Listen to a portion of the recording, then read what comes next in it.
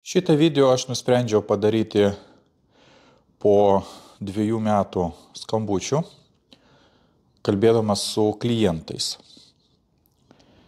Ir dirbdamas kaip meistras hipnoterapeutas, aš sulaukiau labai daug klausimų, sulaukiau labai daug visokių tokių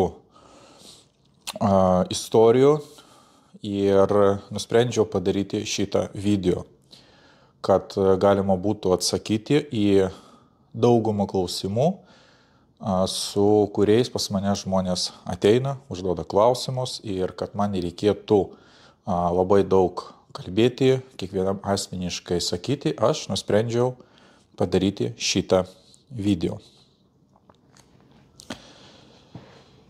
Ir prieš pradedant norėčiau pasakyti vieną paprastą dalyką.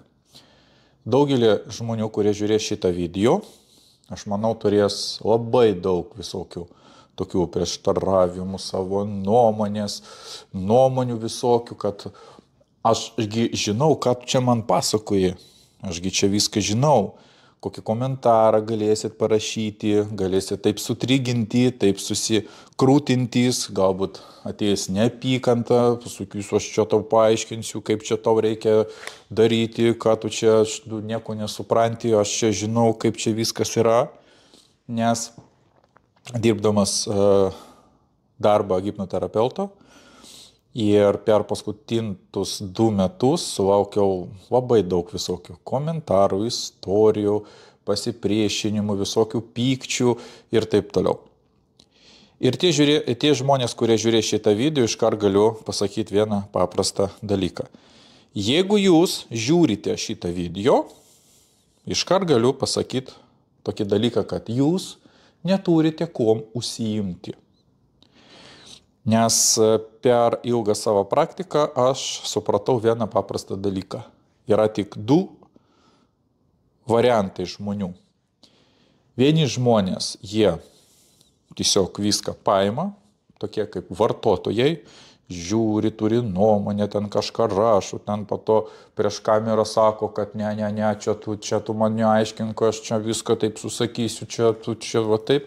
Vis tiek kaip nebesisuksit, ir kaip nebesisukt situaciją, jūs žiūrit šitą video. O jeigu žiūrit šitą video, tai iškart galiu pasakyti, jūs neturite kuom užsiimti, pagrindinai, nes jūs esat vartotojai. Ir savame aišku, jūs turėsite savo nuomonę, norėsit parašyti komentarus, o šitų komentarų aš pasiskaičiau belė kiek visokių ir įvairių, ir žalių, ir juodų, ir baltų, ir ką aš ten tik neperskaičiau. Bet vis tiek jūs esat vartotojai. Ir antras iš žmonių kaip rūšys yra tie, kurie kažką duoda, kurie pasakoja, kaip jie gyvena, kaip jie galbūt atostogauja, koks yra jų gyvenimo būdas. Ir aš kuriu šitą video jums, kad jūs galėtumėte pasižiūrėti, pasidomėti, pasigilinti. Ir aš manau, daugelis iš jūsų, aš manau, šitą video galbūt jūs galėsite jau iškart išjungti, jeigu jūs kažkaip ten jaučiat, kad kažkoks yra pasipiktinimas, kažkaip ten emocijos kyla, negatyvios emocijos kaip pagrindinai. Tai aš manau, jūs geriau išjungkit šitą video ir pabandykit užsiimti kažkom tai tokio naudingu.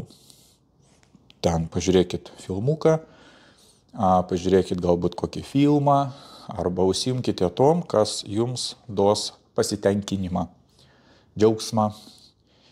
Ir daugelis iš jūsų, kurie žiūrės šitą video, aš manau, jums šitą video dar žiūrėt per anksti.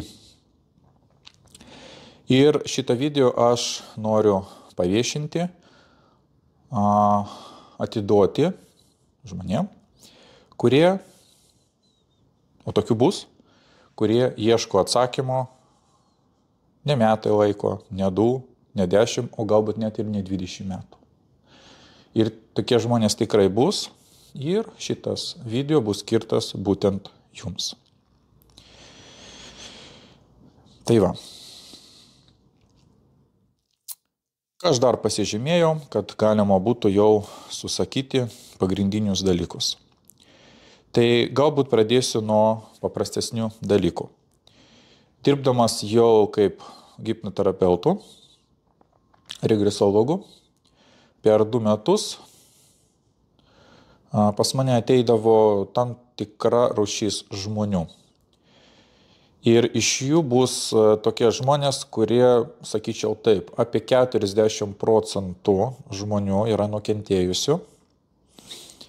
Ir tokie žmonės turi depresijos požymius, kai kurie vaikšto pas psichologus, psichoterapeutus, galbūt pas gydytojus ir niekaip negali atsakyti, išsiaiškinti savo gyvenimiškos situacijos, kodėl jiem tai bloga, kodėl jie negali pradėti tiesiog gyventi. Ne metai laiko, ne 2, ne 3, ne 5, o galbūt net ir daugiau, kurie vartoja depresantus ir niekaip negali išeiti iš šitos kilpos, jeigu taip galima būtų pasakyti. Ką žmonės nedarytų, čia sakau, per tos 2 metus, kiek aš dariau praktiką, aš būtent su tom ir susidūriau. Apie 40% yra būtent tokių žmonių. Kita dalis žmonių taip pat yra ganėtinai didelė dalis, kurie niekaip negali, kaip kai kurie žmonės sako, negaliu save surasti.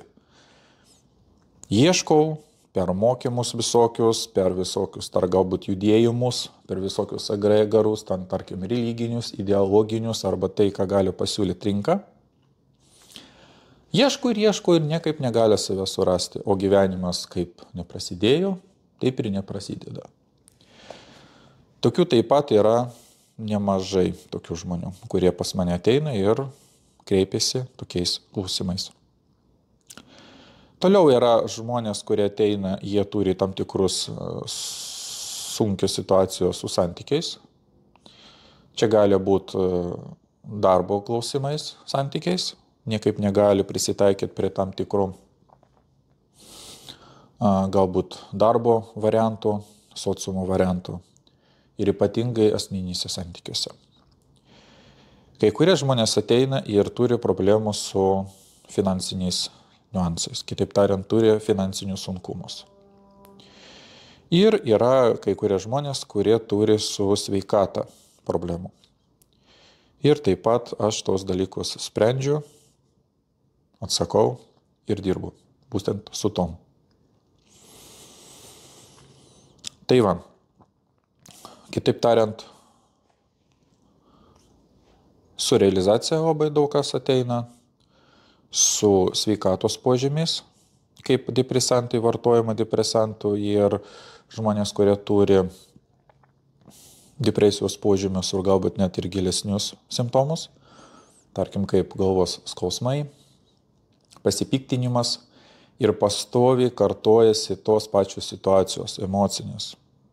Akimirksnių, tarkim, žmogus būna ir priklausomai nuo situacijos, ant kiek ji yra sunki, tarkim, į dieną gali būti tokių emocinių, tokių nestabilių būsenų, 1, 2, 3, o galbūt ir kai kurie turi ir keliasdešimt variantų tokių.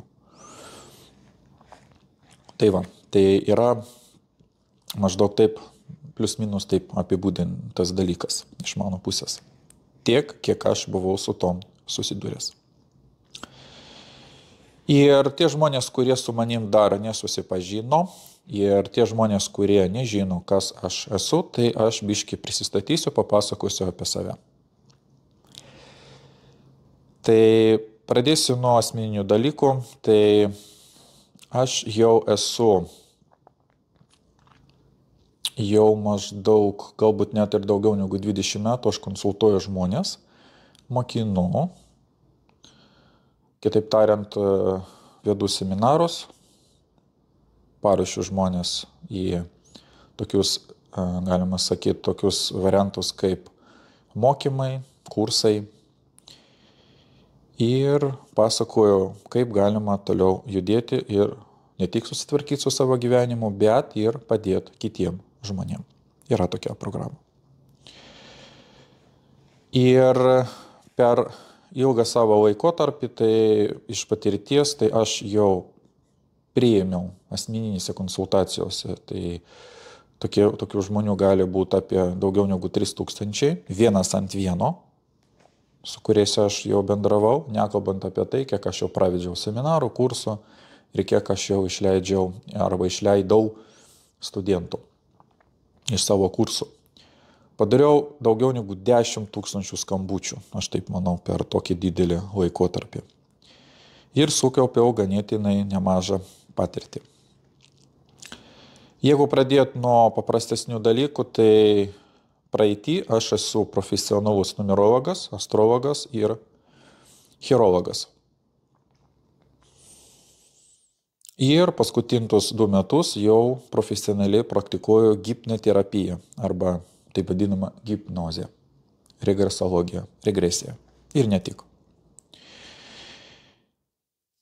Ir jeigu pasidalint biškį savo patirtim, tai galėčiau taip pasakyti, kad anksčiau, kada aš mokinau savo studentus ir apskritai, kada žmonės ateidavo į konsultacijas ir kada apskritai mokinau savo studentus, aš dar savo laiku buvau labai stiprus optimistas. Ir kada aš kalbėjau savo studentams, kad daugiau negu 60% žmonių, jie yra visiškai nerealizuoti. Kitaip tariant, jie daro tai, kas jiem nepriklauso. Ir nuo to žmonės labai stipriai kenčia. Ir jų gyvenimas sugriūna ir jie niekaip negali surasti savo vietos. Kitaip tariant, ieško, penkto kampo. Ir kada aš jau susidūriau su hipnoterapija, su meistrais, stipriais meistrais, ir kada aš jau pradėjau gilintis į hipnoterapiją, tai aš pamačiau situaciją dar baisesnę, dar klaikesnę ir supratau kitą dalį, kurios man labai trūko, bet labai gerai viskas susėjo, kada aš pradėjau dirbti su meistras hipnoterapeutais. Ir jeigu bus iš tų, kurie domėjosi regresija, hipnoterapija, kaip ir aš savo laiku, aš ieškojau meistrų ir kaip nebūtų gaila, iš rusų kalbos, bent jau savo laiku, kada aš dirbau, tai tokių žmonių aš nesuradau. Nei Rusijoje, nei ten, kur kalba rusiškai, nei Europoje. Kitaip tariant, Baltijos šalyse. Ir galbūt net ir Anglijoje, Prancūzijoje, apskritai Europoje, kaip aš buvau. Ir aš niekaip negalėjau suprasti, kodėl aš negaliu suvokti, kodėl aš negaliu surasti profesionalus. Ir man vieną dieną pasisekė, kada aš susidūriau su realia hipnoterapija ir kada aš jau pradėjau mokintis pas profesionalus iš Amerikos. Ir aš supratau, bent jau tuo laiku, kada aš pradėjau domėtis, gilintis ir kada aš susipažinau su profesionalais, tai galėčiau tai pasakyti, kad labai stiprus hipnoterapeutai yra, kaip nebūtų gaila, Amerikoje. Kaip ir beje, ir stipriausias marketingas yra taip pat Amerikoje. Ir kada aš susipažinau, praėjau kursus, sukūriau naujo ratą savo kolegų, tai po to aš pamačiau situaciją, biškį tokia labiau realesnė ir kada aš pradėjau naudoti, aš supratau, kad aš, kaip aš ir sakiau, aš buvau labai stiprus optimistas. Ir kada aš susidūriau su hipnoterapija, supratau, kad skaičiai yra žymiai prastesni. Ir šiai dienai aš supratau, kad apie 90% žmonių, kurie gyvena Žemėje, supratau, kad jiem net neįmanoma net ir būtų padėti.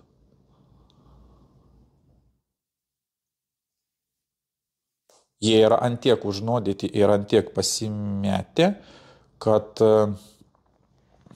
jie visiškai prarado orientyrą ir jau nežino, ar diena čia, ar naktis, ar man daryti, ar nedaryti, dirbti, nedirbti. Ir kitaip tariant, jiems yra, galima sakyti, beveik neįmanoma padėti. Likusi 9 procentai, kaip pastebėjau ir kaip rodo mano skaičiai ir mano kolegų skaičiai, 9 procentai žmonių ieško pagalbos. Tikrai ieško, tikrai daro, gilinasi, praeina kursus, tikrai nuoširdžiai nori išspręsti savo situacijas ir jie jau turi tam tikros patirties, tam tikrą kelią, gyvenimo patirtį ir su jais jau galima dirbti. Kaip nebūtų gaila, tokie yra skaičiai. Ir tik 1 procentas žemės gyventojų, 1 procentas žemės gyventojų gyvena gerai. Jeigu jūs galėtumėte įsivaizduoti, kokie yra skaičiai, tai galėčiau taip pasakyti, kad pusė Japonijos gyvena gerai, o visas likusis pasaulis kažkaip tai, nelabai kažkaip tie ten gyvena. Dar, tarp kitko, šitie žmonės viena kitam duoda patarimus ir gaunasi taip ir gaunasi, kad vis tiek gyvenimas neįsijungia ir koks buvo gyvenimas, toks ir lieka pas tos žmonės. Ir tai tęsiasi ne mėnesį, ne metai laiko, o dauguma visą gyvenimą. O tokia situacija. Toliau. Daugelis žmonių ateina ir klausia tokį klausimą. O hipnozė ar yra saugu? Ar saugi metodika? Ar nepakenks? Ar bus geriau? Ar kažkaip ten neįvyks kažkokių šalutinių poveikių? Ir čia yra dažniausias užduodamas klausimas. Ir apskritai praeisiu pro tam tikrus dalykus, svarbesnius dalykus, kad atsakyti jums į jūsų klausimus, kad pas jūs nebūtų tam tikrų abejonių arba kad jūs galėtumėte gauti normalų atsakymą. Tai jeigu tęst pokalbį apie hipnozę, tai iškart galiu pasakyti, kad iš tikrųjų daugelis žmonių jos kaip hipnozę bijo, kaip velnio, kaip pragaro. Ir čia yra ne šiaip savo. Nes jeigu užbėgant biškį už akių, gaunasi taip, kad yra labai daug industrijų, yra labai daug visokių organizacijų, agregorių ir taip toliau, kurie yra nesuinteresuoti, kad jūs galėtumėt eiti būtent į tai, gilintis, kas yra hipnozė, ką reiškia klasikinė hipnoterapija ir regresologija, kad jūs nesurastumėte išeities ir toliau klaidžiotumėte ten, kai kuriem žmonėm to reikia. Kad jūs neprieitumėte prie tam tikrų šaltinių, prie tam tikros tiesos, o toliau gyventumėte ir kankintumėtės šitose gyvenimą. Ir čia buvo specialiai padaryta.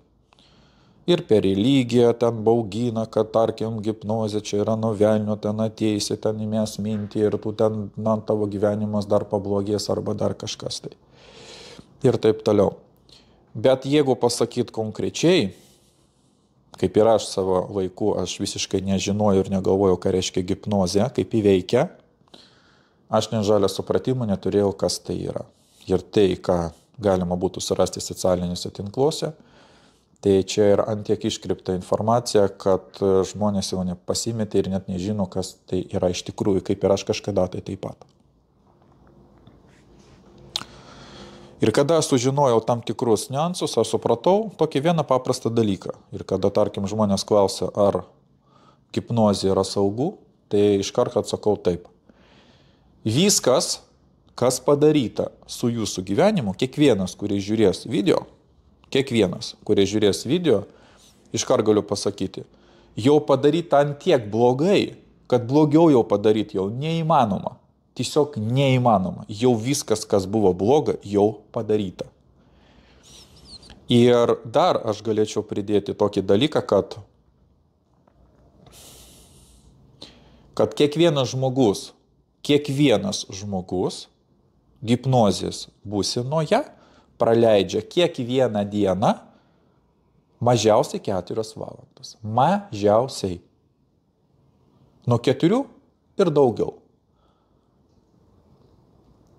Ir kuo daugiau žmogus bijo hipnozės, kaip mano praktika rodo, to jam būtent ir reikia praeiti hipnozę arba hipnoterapiją arba visą kursą. Dabar jūs galėsite užduoti klausimą, kaip taip gali būti, kaip aš galiu praleisti daugiau negu 4 valandas į dieną hipnozę, kiekvieną dieną. Tai aš manau, kiekvienas, kuris žiūri šitą video, aš manau, jūs turite televizorių, turite telefonus, turite draugus, turite pažįstamus. Ir kada mes kontaktuojam su, galima sakyti, su televizija ar su ekranu arba su žmogum, mes esam hipnozėj. Kaip įveikia? O tarkim, jeigu jūs žiūrite kažkokią laidą ar bendraujate su tam tikrom žmogum, jisgi gali iššaukti jums tam tikras emocijos. Tarkim, žiūrite melodramą, žiūrite kokį nors ten filmuką, serialą, jūsgi ten taip patgi pergyvenat. Ne? Arba žmogus, kuris kažką pasakoja, ne? Kaip taisyklė kažką tai tokio ten prisižiūrėjęs ir jis net nesako net savo nuomonės, jis tiesiog pasakoja tai, ką jis ten kažkur ten girdėjo, matė ir taip toliau. Ir jums, jis gali pasakoti tam tikrus dalykus, emociškai jis galės pergyventi. Ir jeigu jūs įeisite į to žmogaus lauką arba kada žiūrėsite per ekraną, jūs automatiškai įeinat į hipnozę. Ir taip pat jūsų gyvenimas gali pasikeisti. Ir tokiu būdu mes gyvenam hipnozėj. Bet labai gaila, kad žmonės kaip taisyklė, jie neturi savo nuomonės ir jie pasakoja tai, ką jie išgirdo arba matė kažkur kitur arba kažkaip tai iš praeities. Ir gaunasi taip, kad vieni žmonės, kitus žmonės maitina, galima sakyti, nelabai kokybišką informaciją arba nelabai kokybiškom būsenom ir dėl to labai sunku išeiti iš tam tikro rato, kad apskritai pas žmogų, kad būtų jungtas gyvenimas. Tai va, tai tikiuosi, man biškiai išėjo paaiškinti, kas yra hipnozė.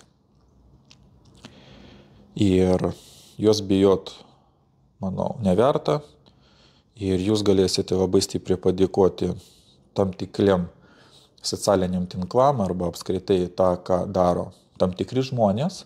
Mes po to biškį pakalbėsim apie tai ir papasakosiu, ką jie ten daro ir kas vyksta. Ir tiesiog mes praleidžiam tokioj būsenoj ir gyvenam tokioj būsenoj ir tokiam gyvenime. Toliau. Pagrindiniai žmonės, kurie ateina, ir per daug metų aš supratau, kad yra 4 temos arba 4 nišos, dėl ko žmonės ateina. 4. Biškį paaiškinsiu, papasakosiu ir tos 4 temos yra tokios. Pirmas dalykas – realizacija arba pašaukimo kelias, ėjimas jom. Antra tema yra pinigai. Trečia tema yra santykiai ir 4 tema yra sveikata. Jeigu viską taip bendrai apibūdinus, būtent pagal tos 4 rūšis arba pagal tos 4 nišos ateina žmonės. Su tam tikrais klausimais, unikaliais klausimais. Ir jeigu pradėti nuo pirmo, tai yra nuo realizacijos, tai galiu iškart pasakyti, kad jūs žinote arba nežinote, bet kiekvienas žmogus turi savo pašaukimo kelią arba ėjimo kelią, apskritai savo pašaukimą. Ir pagal tai galima labai gerai pamatyti, kaip ir aš anksčiau, kada aš dirbau profesionaliai iš tokių disciplinų kaip numerologija, astrologija ir chirologija. Nu, ten buvo ir kitų dar dalykų, ten religija, ideologija ir taip toliau, bet jeigu apibūdinant, tai aš dirbau šitoj srity. Ir šitos 3 disciplinos gali labai gerai paaiškinti, jeigu žmogus dėjo iki tam tikro aukšto lygio, meistriškumo. Ir šitos disciplinos gali labai gerai parodyti, papasakoti, įrodyti, paaiškinti, koks yra žmogaus pašaukimas. Tai galima pamatyti pagal delną, arba galima, sužinant tam tikrą žmogaus gimimo datą, ir ne tik žmogaus, ir daiktai taip pat turi savo likimą, pašaukimą, savo vietą, savo realizacijos kelią, taip toliau. Kitaip tariant, kiekvienas, kuris turi gimimo datą, jis turi savo pašaukimo kelią arba savo pašaukimą. Žinot jūs tai arba nežinote, šitas dalykas bus įjungtas visą jūsų gyvenimą. Ir priklausomai nuo to, ant kiek jūs galėsite įsigilinti, nepriklausomai ar žinot jūs ten astrologiją arba nežinote, ant kiek jūs galėsite tai pajusti, nuo to priklauso, ant kiek jūs galėsite eiti savo realizacijos keliu, ant kiek jūs galėsite save realizuoti ir ant kiek jūs galėsite būti nuo to, ką jūs darote, laimingi. Ir kaip aš ir sakiau, taip jau gaunasi. Skaičiai yra labai tokie, labai neoptimistiški. Daugiau negu 90% žmonių, jie visiškai daro ne tai, kas jiem priklauso. Ir kaip aš ir sakiau, yra tam tikros organizacijos, kurie yra nesuinteresuoti, kad žmogus būtų laimingas. Tam tikros organizacijos yra suinteresuotos, kad jūs būtumėte nelaimingi. Kad jūs galėtumėte pirkti pas jos paslaugas. Jie kažką jums duos, laikinai kažką padės ir vėl jūs grįžtate į seną būseną ir vėl jūs tampat vartotojais ir toliau ieškote, dar kartą ten ieškote, darote ir tai visas gyvenimas ir praeina. Kad jūs galėtumėte pagalvoti apie tai, ką aš noriu tom pasakyti, tai esmė yra tame. Kada žmogus yra ne savo vietoj, kaip aš ir sakiau, tokių yra daugiau negu 90% žmonių, kurie gyveno žemėje. Žemėje? Jie yra ne savo vietoj. Ir kaip viskas tai vyksta. Ir jūs tikriausiai žinote, kad ne visi žmonės taps menininkais, jeigu jie labai norės, jeigu bus labai užmotyvuoti. Ne visi žmonės galės tapti verslininkais, direktoriais, meistrais arba dar kažkom. Ir kūrėjas su mumis bendrauja taip, kad jeigu jūs gyvenime būnat, o daugelis žmonių ir gyvena tokioje negatyvinioj būsenoj, kada, tarkim, to žmogaus pašaukimas yra būti direktorium, jis turi vadovavimo sugebėjimų, bet dėl įvairių priežasčių jis dirba gamykloj, ten meistrų arba bando ten kažkaip save realizuoti iš menininko pusės. Ir kada jis susiduria su tam tikrais direktoriais, kurie užima tam tikros pareigos, tvarko ir bando spręsti tam tikrus klausimus, būtent tie žmonės, kurie turi būti direktoriais, jos antiek išsuka ir taip sutrigina. Ir toks eina piktis, kada ateina žmogus ir sako, jis toks ar anoks, jis nesugeba tą padaryti, aš galėčiau daug geriau padaryti. Bet jūs nesate direktoriai. Neturit tokios vietos ir jūs esat ne ten, kad jūs galėtumėt vadovauti. Ir tokiu būdu kūrėjas su jumis būtent su kiekvienu asmeniškai bendrauja. Jis specialiai jums parodo tai, koks yra jūsų pašaukimas, kokia yra jūsų vieta. Kad jūs galėtumėte, kad emocijos pakiltų ir kad galų gale jūs mestumėte tai, ką jūs ten darėte ir pradėtumėte daryti tai, ką jūsų manimu jūs žinotumėt, kad jūs galite daugiau padaryti negu tam tikri žmonės, kurie užima tam tikrą vietą. Ir tarkim, jeigu jūs esate dailininkas, kaip pavyzdys, užsimet kažkaip ten vienoje vietoje biškiai sekasi, kitoje vietoje biškiai nelabai sekasi. O tas, tarkim, direktorius, jis turi ir gali turėti pašaukimą dailininko. Dėl įvairių priežasčių jis užima tos pareigos, ten kažkaip ten gyvena, kažkaip ten tvarko ir kažkaip tai užsiema tam tikrais reikalais. Jis gali žiūrėti jūsų gyvenimą ir sakyti, vat jis ne taip kažkaip ten piešia, ne tokį dizainą sukuria, aš galėčiau daug geriau sukurti tai, ką jis tiesiog ten kažkaip ten daro, ten taip ir kažkaip jam ten kažkaip neišeina. Ir taip galima kalbėti apie daugelių specialybių. Ir va taip vieną ant kito mes stumiam. Šitas netaip daro, šitas turi būti, o šitas taip. Ir po to mes krentam į tokį negatyvą, kad po to pasakyti, kad čia yra gyvenimas, labai sunku. Ir aš galiu pasakyti, dėl ko tas vyksta.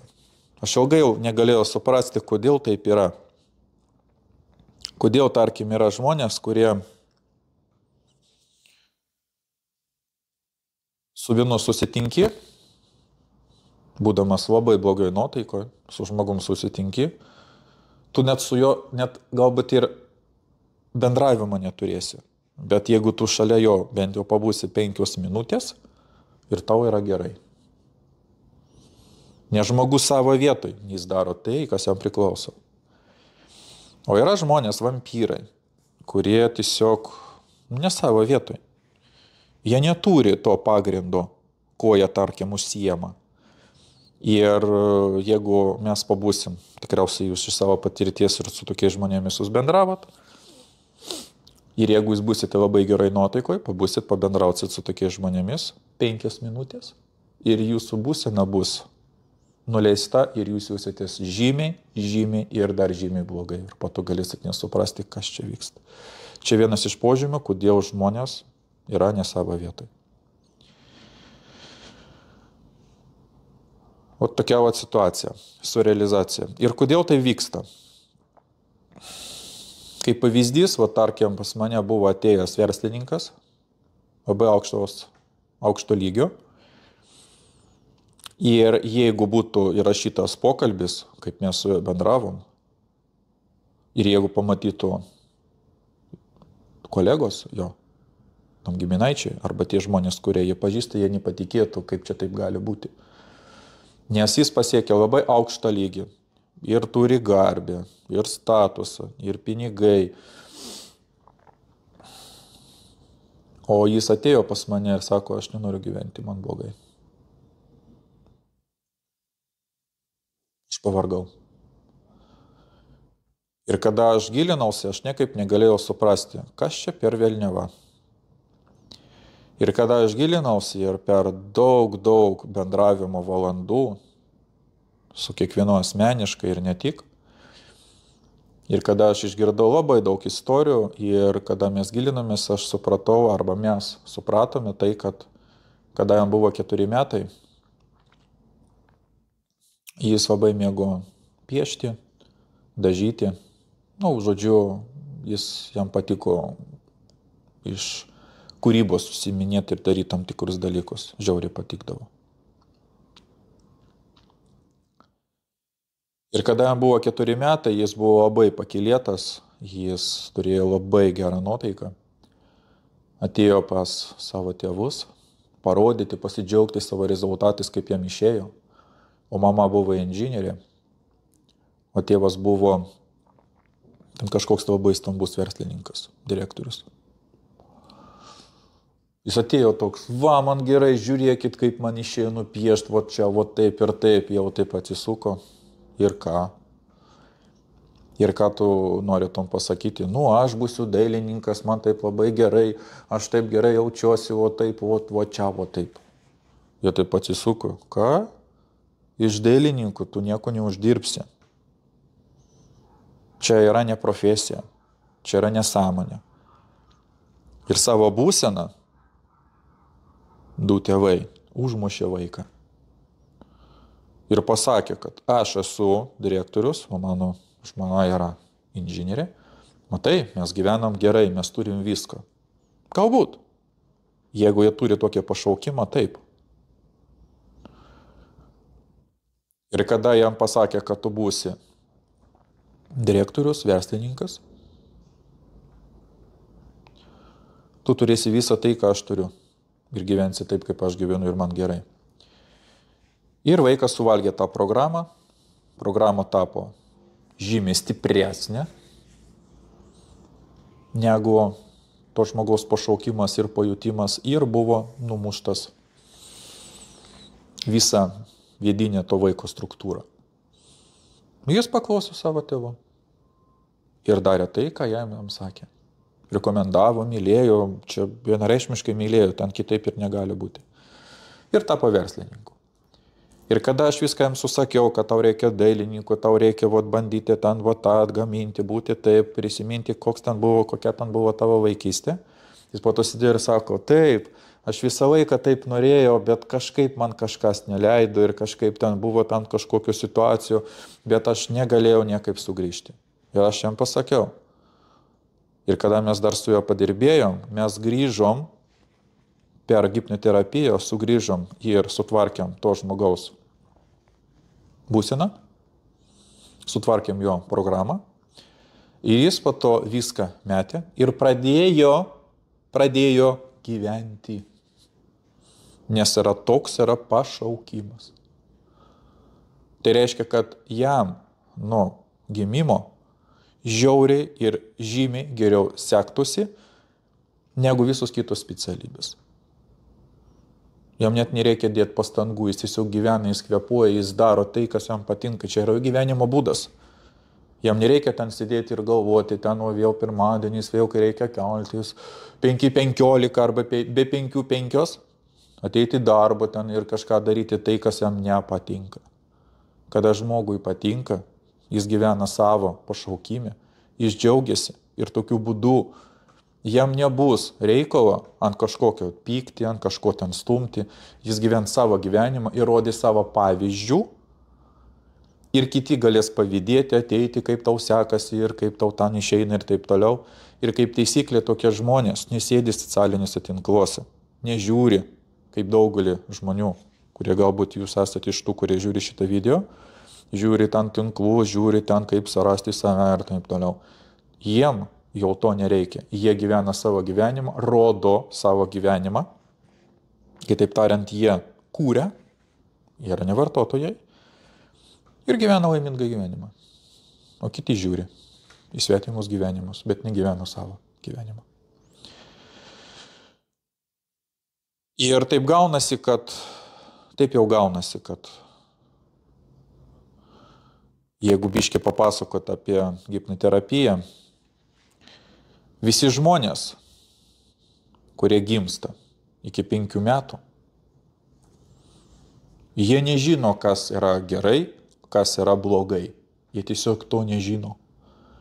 Jie tiesiog žiūri, fiksuoja, sako, tu taip darai, supratau, ir jie po to atkartoja. Ir tokiu būdu viskas susideda į žmogaus gyvenimą, į galvą, ir jis tiesiog daro tai, kas jam buvo parodyta. Jis kito gyvenimo nežino. Ir jis gyvena taip, kaip gyveno pirmas dalykas jo tėvai.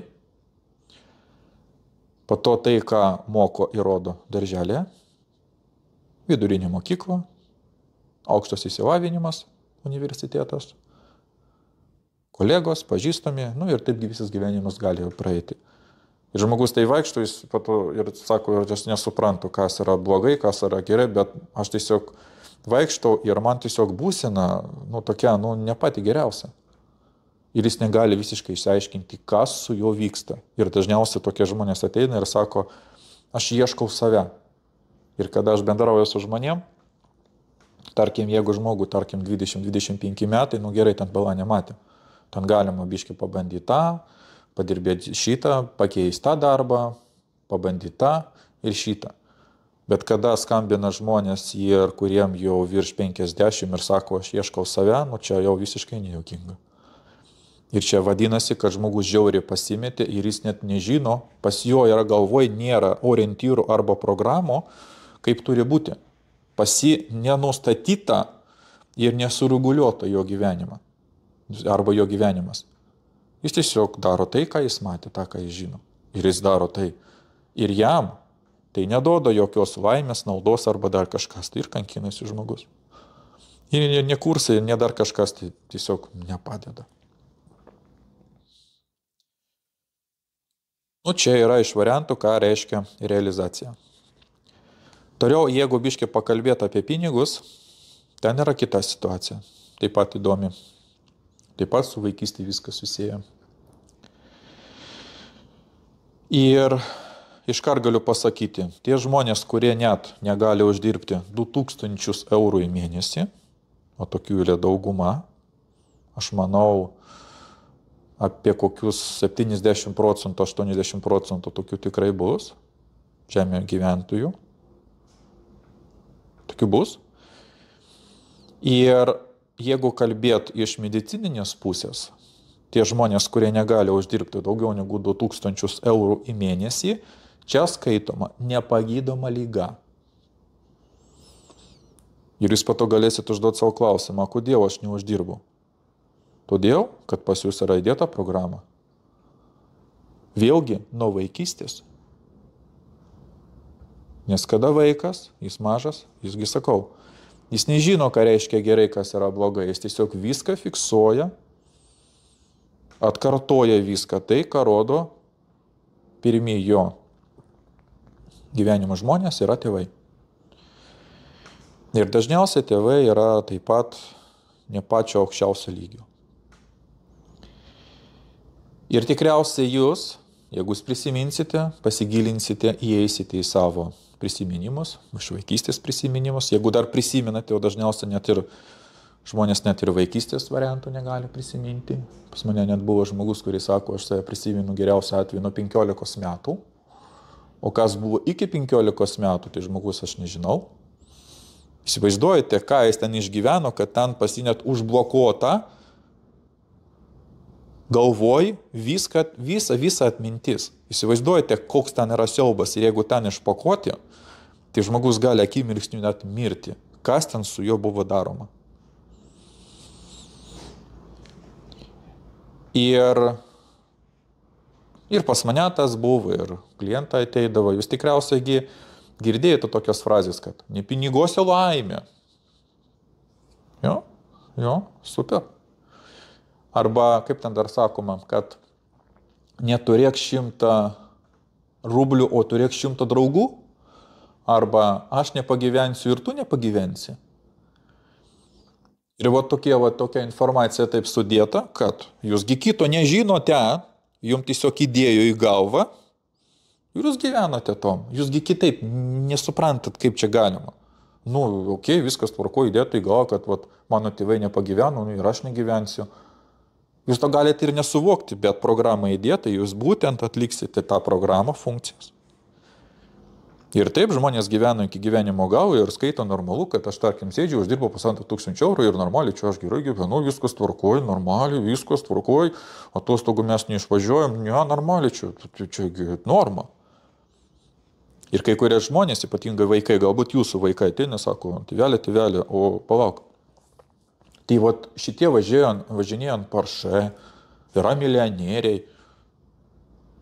Kodėl tarkim, tu negali būti kaip pavyzdys? Kodėl, tarkim, aš turiu tave klausyti ir apskritai, kodėl taip? Ir po to prie to dar prideda tam tikrus niuansus, kad, tarkim, sako, kad čia šitie žmonės, milijonieriai, kaip pavyzdys, arba tie, kurie uždirba daugiau negu 2000 eurų į mėnesį, sako, kad jie pasirašo su tamsioms jėgom sutartį, jie pardavė savo sielą. Ir kad tu būtum garbingas, geras žmogus, normalus žmogus, tau jokių būdų negalima, nes tavo siela pagrobs, tu būsi sutriuškintas, tu tiesiog būsi ne žmogus. Ir tu būsi tiesiog tamsi jėga. Ir mes su tavim jau nebendrausim, nes tu esi jau būsi, mes tiesiog nesusibendrausime ir man reikės nuo tavęs atsisakyti. Ir vaikas gali nesuprasti, kas čia velniava, ir jeigu jis pasiduos įtaikai savo tėvų, sveikinu, jūs galėsite iki gyvenimo galo pragyventi vergystėj, be pinigų, nuo algos iki algos, o savo jūs nieko neleisite. Sumokėsite už butą, už apotieką, dar kažką tai. Ir viskas. Ir taip gyvenimas praeina, kol, jeigu jūs neturėsit galimybės susipažinti ir nedaiti iki to, kad šiaip aš galiu savo leisti, uždirbti daugiau, aš noriu, tiesiog aš noriu. Arba kada situacija taip prispaudžia, kada, tarkim, atsiranda vaikas, tarkim, arba situacija, tarkim, kažkokia ten, nežinau, stichinė nelaimė ar panašiai, kada reikia daugiau pinigų. Ir po to žmonėms jau visiškai bus neįdomu, kad tėvai sakė, arba dar kažkas, tai žmogus ateina ir sako, man reikia 5 gabalų ir aš eisiu link to. Bet tai būna ne visada. Ir kaip aš ir sakiau, 99% lieka toj baloj, toj skylėj, kurio neįmanoma pačiupinėti, kurio negalima suprasti, pamatyti. Bet žmogus gali dėl įvairių priežasčių, jeigu pas juos net akimirksniu nebus sukeltos emocijos, ir jis pragyvens toj duobė iki gyvenimo galo, kol nebus išimta tą programą. Baisu? Aš taip pat gyvenau taip, tokiam kašmare. Kokių metų 15. Kol aš pat nepasigydžiau ir nesupratau, kas yra iš tikrųjų. Ir kaip viskas gyvenimas, viskas kai veikia. Arba kita istorija. Taip pat. Ji yra labai reta, bet pasitaiko. Galbūt 2 istorijos jums papasakosiu, kad jūs galėtumėte turėti suvokimą ir supratimą. Pas mane vieną kartą atėjo pažįstama, kuri pasakoja apie savo šeimą. Ten kaip viskas veikia.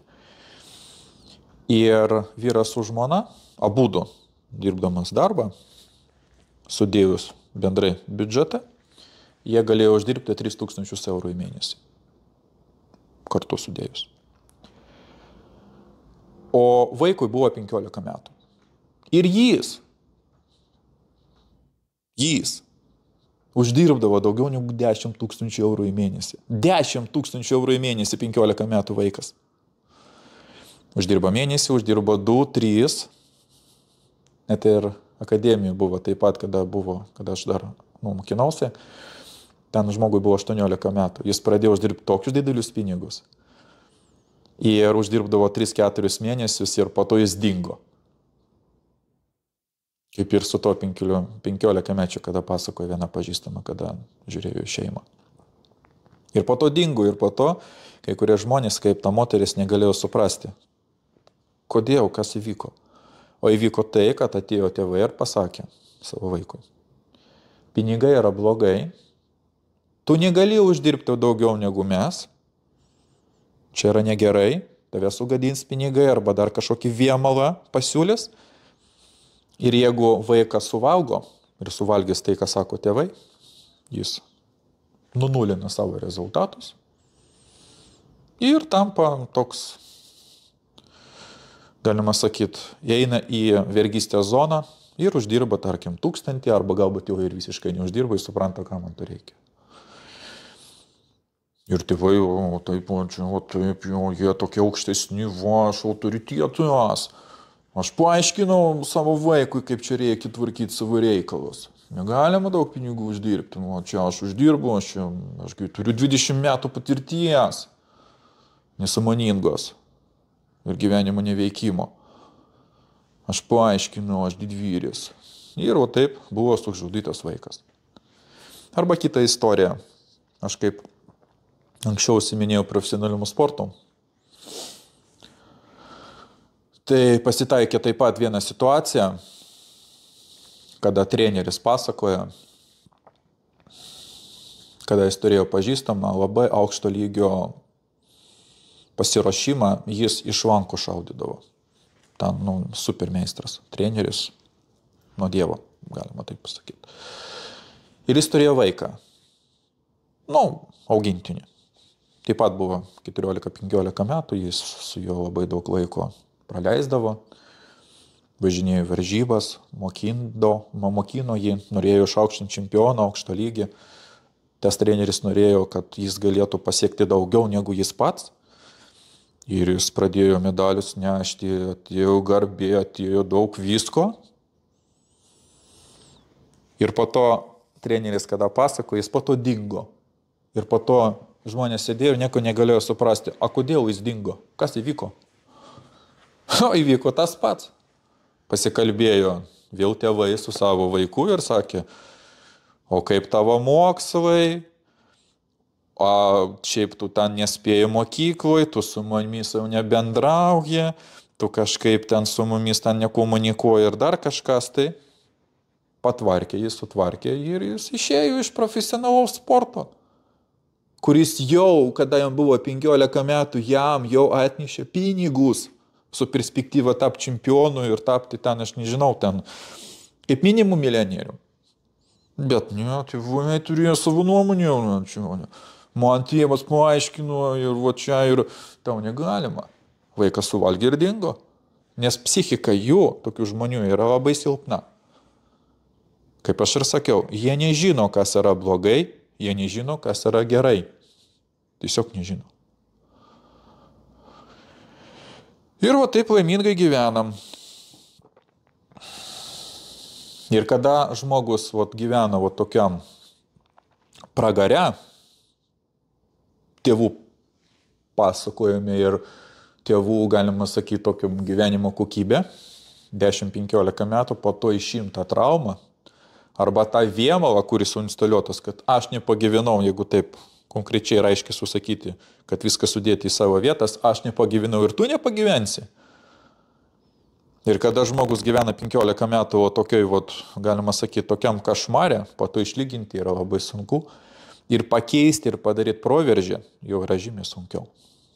Įmanoma, bet žymiai sunkiau. Ir tie vaikai, kurie dėl varių priežasčių, kurie, tarkim, nuo 4-5 metų, dėl varių ten kažkokiu ten, nežinau, ten galbūt ten žmogus turi su Dievu kažkokį ten ryšį arba dar kažkas tai. Ir tas ryšys jam sako, siūsk į vieną vietą savo tėvus, parodyk jam vidurinį pirštą, suras kažkokį ten, nežinau, minimalinį tokį biudžetinį variantą, galbūt pas senelius pagyvenk, arba dar kažkas, tik neklausyk šitų nesąmonių, šitų, galima sakyti, ligotų žmonių ir daryk savo tai, kas tau patinka. Ir reiklink savo rezultatų. Sustiprėk. Bet dėja tokių yra labai mažai. Yra. Ir iš tų, kurie yra, o tų yra tik 1%, kurie pasiekė, kurie pasiuntė savo tėvus arba turėjo tėvus, kurie nebuvo tokių žemių lygio. Tie vaikai galėjo gimti pas milijonierius arba ganėtinai aukšto lygio žmonės ir sąmoningumo tų tėvų. Ir tėvai paaiškino, kad jo, tu turi aukščiau būti negu aš. Ne žemiau, o aukščiau. Yra visokių situacijų, bet statistika sako, kad tokių žmonių yra tik 1%, kurie gali, pirmas dalykas, pajusti savo pašaukimą, pajusti tą ryšį nuo gimimo, kuriam kiekvieną žmogui duota kaip kūrėjo, pasiųsti tos žmonės, kurie jam kažką tai sako, kad tau nepasiseks, reikia daryti kitaip ir žodžiu, čia yra nesąmonė, jie praeina ir jie pasiekia. Jūs galėsite paskaityti biografijas sėkmingų žmonių, milijonierių. Daugelis iš jų, jie turėjo labai tokią prastą gyvenimą. Kaip Zokas, kaip ir kiti žmonės, jie išėjo iš pačio dugno. Nes jie turėjo nuomonę, jie turėjo ryšį, jie pasitikėjo savim, jie neklausė kitų. Jie darė tai, ką jie suprato, kad tą daryti reikėjo geriau. Jie padarė ir pasiekė. O tie, kurie paklausė, pirmas dalykas savo tėvų, pažįstamų, giminaičių, kolegų, draugų, viskas. Ir labą dieną. Ir jeigu kalbėt apie pinigus, gaunasi būtent tokia situacija. Paklausysit ligotų žmonių, gausit nepagydomą lygą, Ir galėsite patys nesupras, kaip jis pragyveno 50 metų ir net negalėtų uždirbti daugiau negu 2000 eurų. Nu gerai, ten vieną mėnesį, tarkim, 3, 5, bet čia yra vienetiniai atvejai. Aš jums galėsiu konkrečiai ir aiškiai pasakyti, o kas jums trukdo uždirbti 10 000 eurų į mėnesį? Kas jums trukdo? Arba kitas klausimas, a kodėl ne? A kodėl, ką? Kodėl negalima? Arba galbūt pas jūs bus tokia idėja, kad wow, jis gerai pasakė. Iš tikrųjų, kodėl aš negaliu, tarkim, 5 arba galbūt 10 000 į mėnesį uždirbti? Kas man trukdo? Iš tikrųjų? Daugelis iš jūsų, kurie žiūri šitą video, sakys, jo, gera idėja. Ir o taip, kada žmonės pas mane ateina į konsultacijos, tai jie pirmą kartą gyvenimo pradeda galvoti, kas su jais buvo padaryta ir kodėl ne. Tai va, čia yra pinigai. Jeigu kalbėtų apie santykius, ten taip pat labai įdomi situacija. Taip pat viskas iš vaikystės. Ir pradedant tokių galbūt nuo paprastesnių dalykų apie santykius. Dar kartą sakau. Sako, kad pragaras ten kažkur ten yra. O aš galiu sakyti, pragaras yra šitoj žemėje. Pas 99% žemės gyventojų. Jie gyvena tikram pragare. Jau dar didesnį pragarą aš nežinau, ar jis yra. Kažkur geriau, taip sutinku, yra. Bet mes, arba 99% gyvena totaliam pragare. Ir gyvenimas toks yra įdomus. Mes gimėm pragare ir net nesuvokiam, kaip išeiti iš jo, ar net galbūt net ir pamatyti. Nes 90% žmonių net nežino, kas yra pragaras, kad jie gyvena jame ir taip toliau. Ir pajusti yra neįmanoma. Tai va, jeigu grįžt prie santykių, gaunasi taip, kad jeigu jūs, tarkim, bendrausit, tarkim, su kolega, su draugu, arba būsit galbūt vienas, ir jeigu būsite kažkur tai netoli santuokos rūmų, žiūrėsite, kaip, tarkim, žmonės ženijasi. Tai statistika yra tokia. Kiekvienas žmogus, moteris ir vyras, kurie ženijasi, statistika yra tokia, kad anksčiau ar vėliau jie išsiskirs. Čia yra statistika, visuomeninė statistika. Tarkim, Rusijoje, Baltijos šalyse šita statistika yra 79-80%. Tik laiko klausimas kada. Europoje labai galbūt panašus skaičiai, ir apskritai visam pasaulyje. Kitaip tariant, virš 50 tai tikrai. Tiesiog aš žinau iš Baltijos šalių, tai yra apie 80%. Tik 20% gali saugoti savo santykius. Kaip jums skaičiai? Ir kodėl taip yra? Vėl viskas iš vaikystės. Dar kartą kartuoju. Vaikas, ypatingai iki 5 metų, pas jį nėra kritinio faktoriaus. Jis nežino, ką reiškia gerai, kas yra blogai.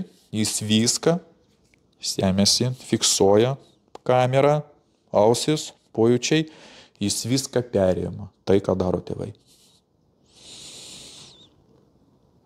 Ir kaip nebūtų keista, arba taip, kaip nebūtų liūdna. Šeimose vyksta labai liūdnų dalykų. Vaikas tą fiksuoja. Dar kartą sakau, jis kito gyvenimo jau nežino. Ir kada ateina pas mane konsultacija, sakau, ko jūs norite? Žmogus sėdi minutę, 2, kai kurie 5 minutės ir sako, geras klausimas. Jo, geras klausimas, ko aš noriu. Po to pasėdi, po to prisimena, o, yra filmukas, ten serialą žiūrėjau. Laimės noriu. O, laimės noriu, okei. Tai žodžiu, tu kada ateini iš darbo ir meilę tu vadini tada, kada tavo suktatinis paima šlepetį ir tau daužo per nosį. Taip, o taip, va, tokiam, aš tokios meilės nenoriu, bet tu kitos ir nematėjai.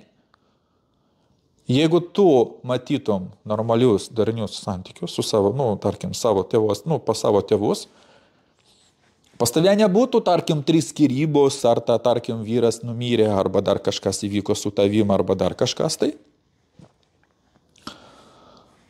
Ir tau nereikėtų praeiti visą pragarą, tau nereikėtų pyktis, kažką aiškinti, ten kažkaip ten aiškiai, ten burbenti ir taip toliau. Tau nereikėtų. Čia yra nelaimė. Tiesiog jūs darote tai, kas jums buvo parodyta. Čia yra programa įdėta. O čia. O čia, taip čik, įdėta programa. Jūs kito gyvenimo nežinote. Jūs kitaip nemokate. Tiesiog nemokate. Ir jeigu šitą programą neišimti, labą dieną, jūs pragyvensite iki gyvenimo galo.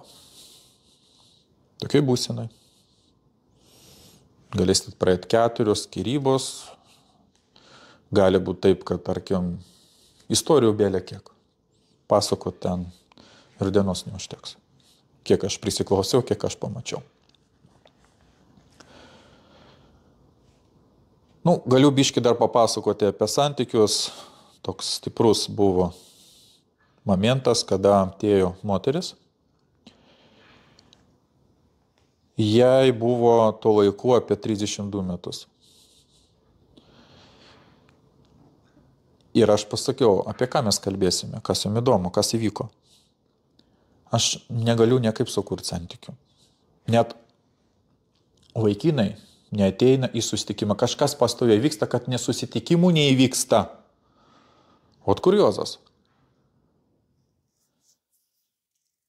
Ir kada aš su ją kalbėjau, gilinausi ir bandžiau suprasti, kas čia per velniava, pasirodė, toks įvykis 5 minučių gyvenime, kuris tiesiog paėmė pas tą moterį. 5 minutės, galbūt net ir mažiau, visą gyvenimą sugriovė. Žmogus niekaip negalėjo sukurti santykių. O kas įvyko? Įvyko tokia situacija, tokia labai įdomi.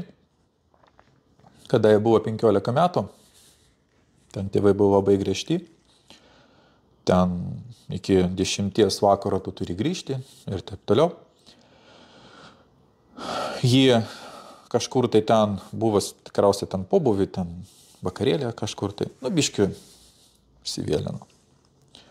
Buvo labai geroj nuotaikoje, ten norėjo ten savo tėvui papasakot, čia kaip buvo ten, čia, taip. Ateina į namus ir tėvas padūrim kaip ant paminklo. Taip. Ateinu tėvulis, labą dieną, koks tai esi gražus, kaip man buvo gerai, kokia buvo mano nuotaika. Kai vakarėlis praėjo, jis taip atsisuko. Jeigu tu ateisi su pyvu, tu man būsi ne dukra. Normaliai, ne? Čia hipnozė. Čia elementari hipnozė. Ir taip įkrito emocija, kad po sąmonę suprato tai, kad man 15 metų, man vaikų nereikia, kam šitie vaikinai, man ir kaip ir gerai kol kas, aš labai myliu savo tėvą, man patinka dabar gyvenimas. O pasąmoniai nėra tokio dalyko kaip laikas arba logikos.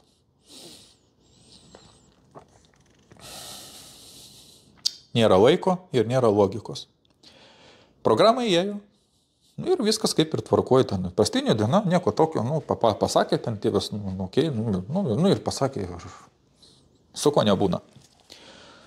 Ir kada jai buvo 15, 16, 18, 20, 25 metai, po 25 metų ji kažkaip pajuto, kažkas čia jau kažkas veikia ne to. Kažkaip man santykiai kažkaip nesieina. Ir ji tada suprato, kad jį savo tėvą mylėjo daugiau už viską. Tėvas buvo pirmai vietoj. Vaikų jie nereikėjo, santykių nereikėjo. Ir taip viskas ir užsiliko. Ir kiekvienas žmogus, kuris turėjo ir turi santykius ir turės, jis susidurs su tam tikrais dalykais. Ir visas tai, kas buvo pasakyta, galbūt to laiku tam žmogui buvo aktualu tai. Bet kada praeina laikas, dar kartą sakau, pasąmonė nėra laiko, ir nėra logikos. Ir praeina laikas, po to iš tam tikrų programų, kurie buvo įmesta, arba demonų, čia yra tas pats. Tik demonai biškiai ten kažkaip, žmonės kažkaip reaguoja geriau, bet čia yra tas pats. Demonas buvo įmestas, programa arba emocija tam tikra. Galbūt ji kažkada tai buvo aktuali. Galbūt kažkada tai. Bet praėjus laikas, tam tikros programos jau yra nebeaktualios. Ir jeigu žmogus nesuras labai aukšto lygio hipnoterapeutų, ta programa nebus pašalinta ir nebus kom ją pakeisti. Ir žmogus gyvens taip, kaip buvo jam pasakyta kažkada tai. Ir dėja, tą aš matau ir žmogų, tarkim, gali 30, 50 metų, 70 metų ir pasibus taip, kaip jam buvo pasakyta, tarkim, kažkada tai ten 15, 12 ar ten 5 metų laikotarpį. Ir jeigu biškiai išeit iš šono, aš galėčiau dar tokį pasakyti istoriją arba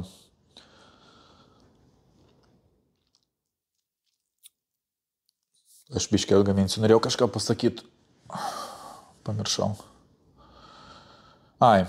Istorija tokia, kad aš per 20 metų ieškojau daug praktikų, praėjau, nežinau kiek mokymų. Ir pas tą ir aną ir trečią. Išbandžiau daug dalykų. Ir religiją, ir ideologiją. Ir visokius tekėjimus ir mokymus. Ir gongus, ir astrologiją, ir kas ten dar ten yra, ir tai healingas, ir gongai, ir joga, ir taip toliau. Dėja niekas neveikia. Bent jau man nesuveikė tuo laiku, kada aš ieškojau ir galėjau pasiūlyti rinką. Ir per hipnozę galima išimti tam tikros programos, pakeisti tai, kas yra aktualu kiekvienam žmogui šiai dienai ir pradėti gyventi pagal naują prerogatyvą. Naują programą. Sukurti naują gyvenimą. Tas, kas yra aktualu, ne tai, kas buvo tada, o dabar. Ir tik per hipnozę aš galėjau sureguliuoti savo gyvenimą ir tą patį aš siūlau ir kitiem žmonėm, kurie jaučia, supranta ir suvokia tai, ką aš pasakoju ir ypatingai tie, kurie žiūri ir prisimena, kaip buvo iš praeities, derina, žiūri ir analizuoja tai, ką aš pasakoju. Galbūt pas jūs insightai kažkokie yra. Gali būti. Bet čia yra santykiai. Jeigu nepadaryti tam tikrų judesių, tai santykiai bus nauji santykiai, jeigu, tarkim, dėl priežasčių, jeigu jūs nutrauksit juos ar dar kažkaip tai jie bus tie patys arba dar blogesni negu buvo. Tie žmonės, kurie biški patyrė ir ypatingai bent jau, kurie išgyveno vienos skyrybos, jie supranta, apie ką aš kalbu. Labai gerai turėtų suprasti. Ir kita tema – sveikata. Taip pat labai stiprus dalykas. Kaip ketvirta tema, su kuo žmonės ateina. Ir jeigu kalbėt apie sveikatą, kas ten tokio įdomaus yra? Iškart galiu pasakyti, kad jeigu pas žmogų yra kažkas tai negerai, tai kiekviena liga, ar ten jį yra labai menka, arba labai aukšta, arba labai ten pavojinga, kaip onkologija arba primirtinis atvejis, čia yra super geras mokytojas. Ir jeigu nelygos, mes galėtume mirti akimirksniu. Kai tai suprast. Lygos iš tam tikros pusės yra kaip pateisinta priežastis sustot, nedaryti kažką tai. Ir pa žmogus yra taip, atsiprašant, privemta ir primyšta į galvą ten tokio vėmalo. Ir tas vėmalas ant tiek yra stiprus, kad žmogus žino, kad jam sveikatai tai yra nenaudinga ir ne tik, bet jis vis tiek daro. Daro. Ne dieną, ne savaitę, o metų metams. Daro. Lyga progresuoja ir po to žmonės šio anksčiau laiko miršta. Kodėl taip yra? Atsakymas toks. Kaip pavyzdys. Klasikinis atvejis. Sėdi kūrėjas ir sako, neik tai tą darbą. Sustok, pakeisk jį arba ten dar kažkas tai. Ne, vis tiek aš eisiu. Direktoriusgi pasakė, man reikia eiti. Protas, širdis sako, reikia pailsėti, viskas reikia sustot. O programą varo, tas demonas spardo, davai, pareiga, tau pasakė. Tėvai atidirbo gamyklų 20 metų, be lygų ir tu turi.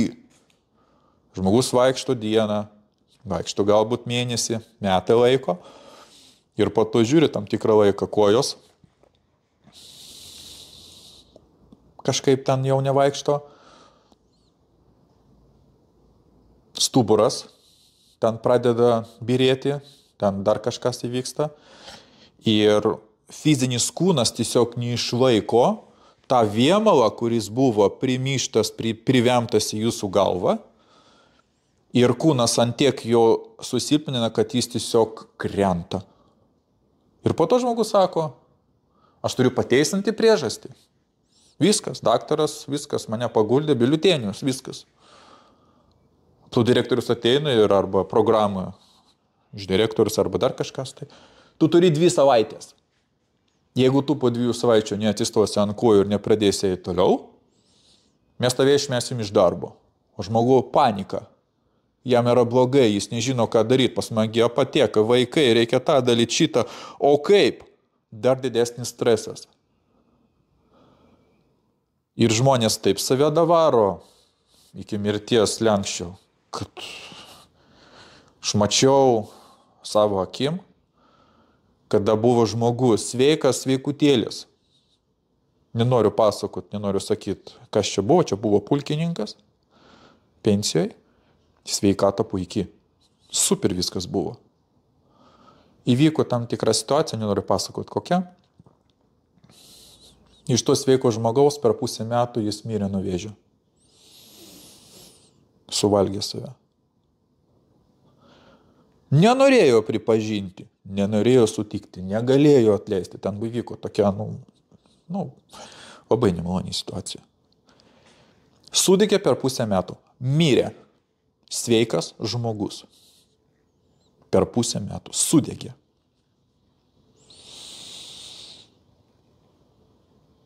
Nu po to, jeigu toliau tęsti iš to, kad dauguma žmonių, kaip mano direktorius, aš turiu keltis be 15:05, aš turiu eiti į darbą. Kom? Kodėl? Ką jūs ten darot? Ką jūs ten pamiršot? Už 40 eurų į dieną arba iš 30.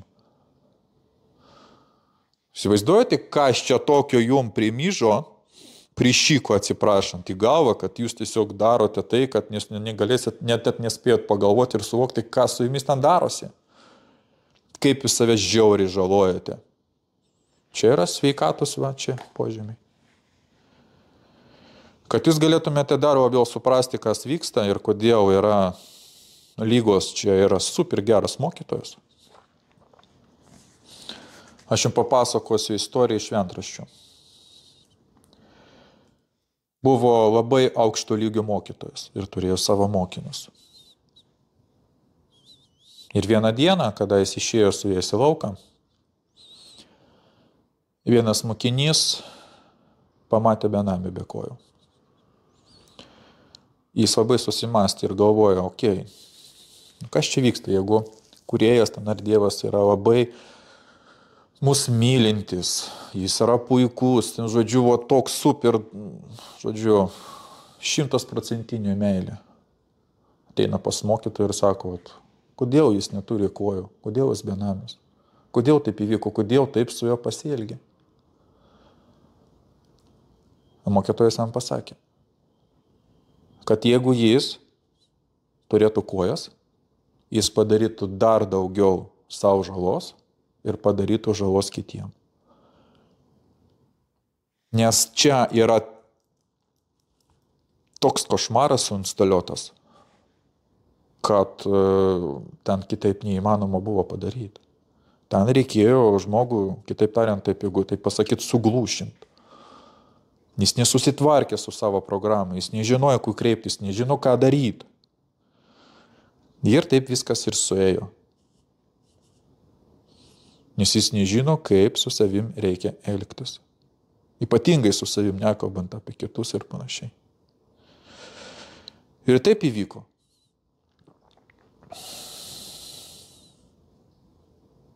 kad tą programą, kuri gyvena, tarkim, iš tos istorijos pas žmogų, ten ant tiek yra tokia destrukcija, kad tokius žmonės šalina, izoliuoja, nes ten labai bus negerai, nes iš tikrųjų, jeigu iš kitos pusės pasakyti,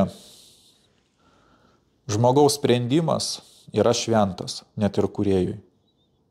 Ir kada žmogus kažką tai padaro, kūrėjas ateina ir klausia, kodėl tu tai padarai. Ir jeigu tu negalėsi paaiškinti jam ir normaliai susakyti, po to gali būti tam tikros pasiekmes. Jeigu papasakosi, kūrėjas, okei, supratau, tavai pabandyk, taip, aš pažiūrėsiu. Ir galbūt žmogus galės su tam tikro laiko atsistoti ant kelio. Bet dar kartą sakau, kiek aš pats praėjau ir kiek aš išbandžiau, tik hipnoterapija padeda. Visa kita, kaip nebūtų gaila. Ten yra labai liūdnai. Kaip pavyzdys, kaip aš ir sakau, kad pas mane, jeigu susibendrinus tie žmonės, kurie ieško save, ir tie, kurie turi depresijos požymius, nuo silpnesnių iki labai aukštos formos. Net ir buvo tokių žmonių, kurie ateina ir sako per telefoną, kada mes biškai ir bendravom. Sakau, aš jau taip privariau tos depresantus, kad aš jau saulė kiekvieną dieną juodą spalvą matau. Ar čia yra normalu? Ir žmonės, grubiai tariant, jeigu taip bendrai paėmus, yra tokių 70%, kurie ateina pas mane.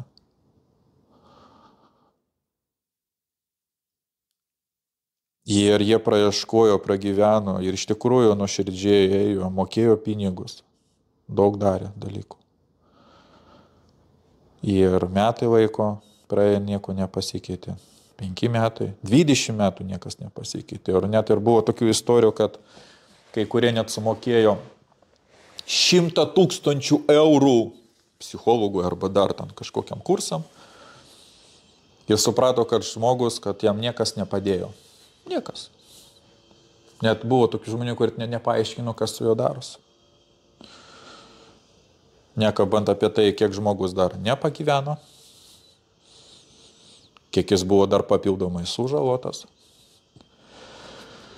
ir kiek buvo suprogresuota tam tikra situacija, kada žmogus ieškojo sprendimų. Bet taip jau, kaip nebūtų gaila, jam buvo sunku tą surasti. Bet tokių žmonių yra. Tai va, čia yra sveikata. Dar aš ekspromtu prisiminiau apie pinigus. Dar vieną dalyką jums papasakosiu. Aš kažkada tai buvau taip pat, kaip ir daugelis iš jūsų, kurie galbūt ir žiūri šitą video. Keletą metų aš sakiau, kad man viskas tik nemokamai. Viskas tik nemokamai. O ten reikia mokėti 5 eurai. Ne, aš man tik nemokamai. Ir knygos skaitydavau ir žiūrėjau ir vaikščiau visokius nemokamus, visokius ten seminarus, webinarus, video ir taip toliau. Ir po kelių metų aš sėdėjau ir negalėjau suprasti, kodėl niekas nesikeičia. Ir aš negalėjau niekaip suprasti ir po to aš ėjau į riziką. Po to aš pradėjau mokėti už tam tikrus seminarus 5 eurus, po to 30 eurų, po to po 100 eurų pradėjau mokėti. Ir po tam tikro laiko, kada praėjo, aš po to sėdžiu ir suprantu. Ir pradėjau tiesiog galvoti ir suvokti. Ne, okei. Ten aš nemokėjau. Čia aš pradėjau mokėti. Bet čia rezultatai jau kažkokie jau vyksta. O ten nebuvo. Okei. Tai vadinasi, jeigu aš moku, tai kažką tai gaunu. Ir šiai dienai, kada aš turėjau suvokimą, aš galiu taip pasakyti. Formulė yra gyvenimo. Piniginė forma. Kaip tu moki, taip ir moka tau. Jeigu tu niekam nenorėsi sumokėti, ir tau niekas nesumokės. Ir tu taip pat nieko negausi. Ir kada aš po to pradėjau mokėti 1000 eurų už kursus, 2,5, po to 5000, mano rezultatai dar stipriai kilo. Ir pas mano studentus, kurie moka ir gauna daug daugiau, negu jie sumoka. Ir aš pato supratau, kokia čia yra mistika, nes pasąmonė nesupranta. Jeigu tu nieko neatiduodi, tu nieko nevertini ir pasąmonė supranta, kad nėra čia ką keistis. Bet jeigu tu sumoki, tu kiekvieną žodį pradėsi jau gilintis ir užsirašinėti ir tu vertinsi. O jeigu tu vertinsi, automatiškai tu galėsi keisti savo pasąmonę, programas, gyvenimo santykį ir gyvenimas pradės keistis. Kaip pavyzdys, aš galiu pasakyti apie savo mokytojo pavyzdį. Jis vieną kartą taip pat labai senai, kada jis buvo mano vietoje, pamatė žmogų labai aukšto lygio, verslininko. Jis kažkokiu būdu paėmė ir surado tam tikrose tinkluose informaciją, failus persiuntė į save ir žiūrėjo daug kartų. Vieną kartą visus kursus, antrą kartą, trečią. Niekas nesuveikdavo. Jis niekaip negalėjo suprasti, kas čia per velniava. Ir po to jis pradėjo eiti ir nusprendė padaryti beprotišką sprendimą savo gyvenime. Jis surado tą žmogų ir sumokėjo jam $25,000. Išklausos visą kursą. Ir kada jis sumokėjo, jis po to suprato ir iškart gavo rezultatą. O tokia yra mistika. Ir kada jis po to pradėjo su to mokytojom bendrauti, jis po to sakė, tu žinai, kad tarkim tavo paskaitos ten yra tokiose vietose, ten galima nemokamai persiųsti, naudoti ir taip toliau. Jis po to jam atsakė, aišku, kad žinau, aš pats ir įkėliau, kad žmonės galėtų prie mane priprasti, kad jie žinotų apie mane, klausytų mane, gilintųsi į mano veiklą. Aš specialiai tai padariau. Jis praėjo taip pat, daug dalykų praėjo, galbūt net ir daugiau negu aš. Ir jis suprato tai, kad jis antiek buvo ramus. Ir po to jam pasakė, jeigu kai kuriems žmonėms reikės rezultatus, jie ateis ir man sumokės. Aš tiesiog laukiu, kada tas laikas ateis, kada žmogus pasiduos pagaliau. Vat tokia yra formulė. Tai vat jeigu jūs nemokėsite, tai iš tos vergystės jūs neišeisite. Galit tikėti, galit netikėti. Aš pamėginau, surizikavau ir gavau labai daug dovanų nuo gyvenimo.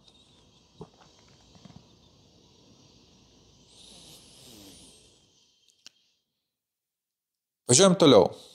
Ką aš dar čia buvau pasirašęs.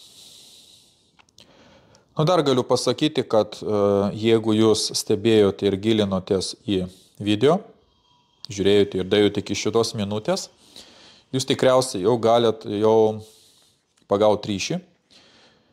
Ir žinant, kad 99% žmonių kažkaip gyvena, nelabai kažkokį tokį normalų gyvenimą, tai formulė yra tokia. Ligonis negali pagydyti ligonį. Nepriklausomai kokios jis pareigos užima, kiek jis išsilavinimo turi, kiek jis kursų praėjo. Jis negali pagydyti, kas ir vyksta gyvenime. Tik sveikas žmogus, kuris turi suvokimus, kuris neapgavo savo pasąmonę, nes pasąmonę apgauti neįmanoma, kaip ir kūrėja. Ir jis, kuris padarė viską teisingai, tik tokie žmonės gali turėti galimybę jum padėti, jeigu jūs busite to verti ir kada ateis būtent tas laikas. Kitaip tariant, ne. Tai ligonis negali padėti ligoniui. Ar jis ten bus psichologas ar verslininkas, ne. Tie žmonės, kurie dėjo iki 1%, o čia yra būtent ir milijonieriai yra. Dar biški skaičių iš statistikos, jeigu jums įdomu. Tie žmonės, kurie uždirba daugiau negu 10 000 eurų į mėnesį, žemės gyventojų yra pagal statistiką yra tik 7% žemės gyventojų. Tie žmonės, kurie uždirba mažiau negu 10 000 eurų į mėnesį, tokių yra 93% žmonių. O tie, kurie uždirba mažiau negu 2000 eurų į mėnesį, tokių yra virš 80%. O tokia situacija. Dabar porą tokių kitų dalykų, ką dar norėčiau pasakyti. Gyvenime yra 3 keliai, jeigu tai bendrai apibendrinus.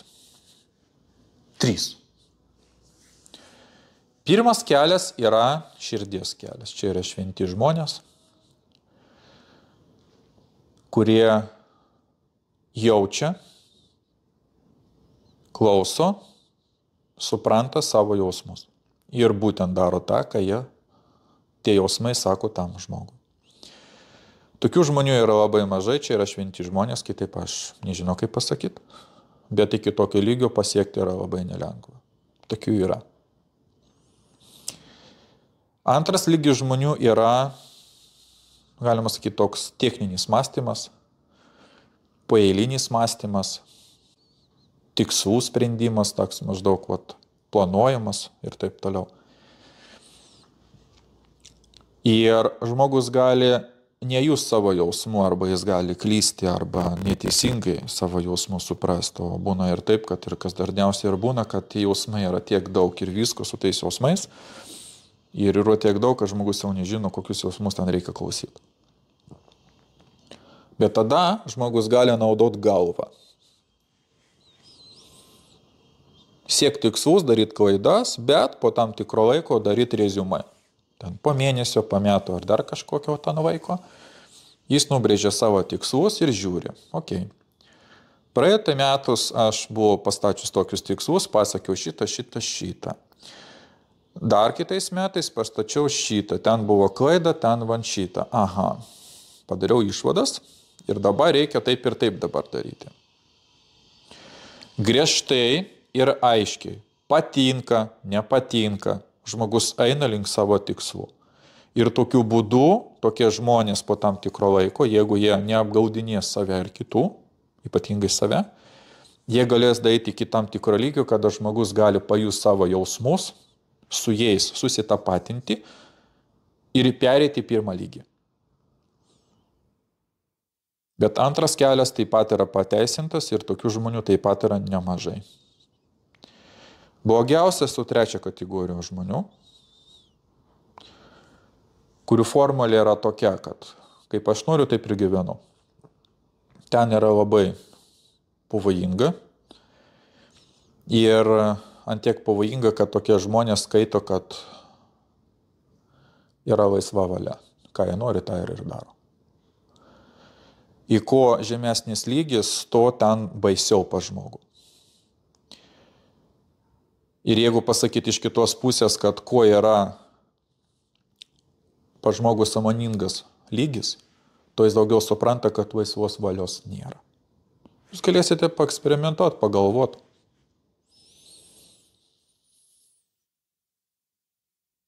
Nes aš tom įsitikinau ir mano praktika rodo, nes aš galiu bet kokį žmogų iš lauko paimti ir galiu papasakoti, kokia yra praeitis, kokia yra dabartis. Ir jeigu jis nekeis savo programą, savo mąstymo būdo, kokia bus ir ateitis. Laisvos valios nėra. Tik tiem žmonėm, kurie visiškai nesigilina ir visiškai nieko nesupranta apie šitą pasaulį, jie įsivaizduoja, kad yra laisva valia, aš noriu, kur noriu, tą ir darau.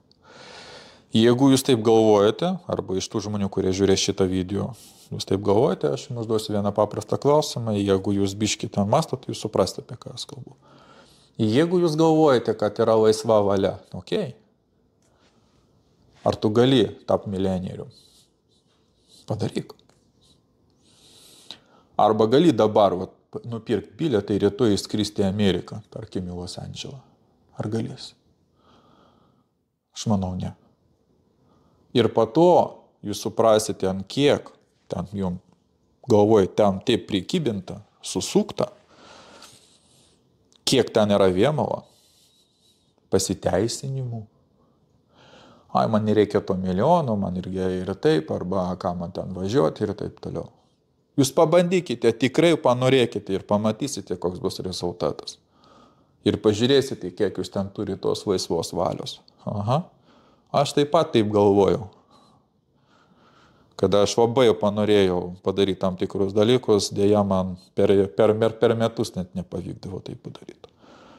ant tiek čia viskas taip pat buvo pas mane sudėta, kad mama mija. Tai va.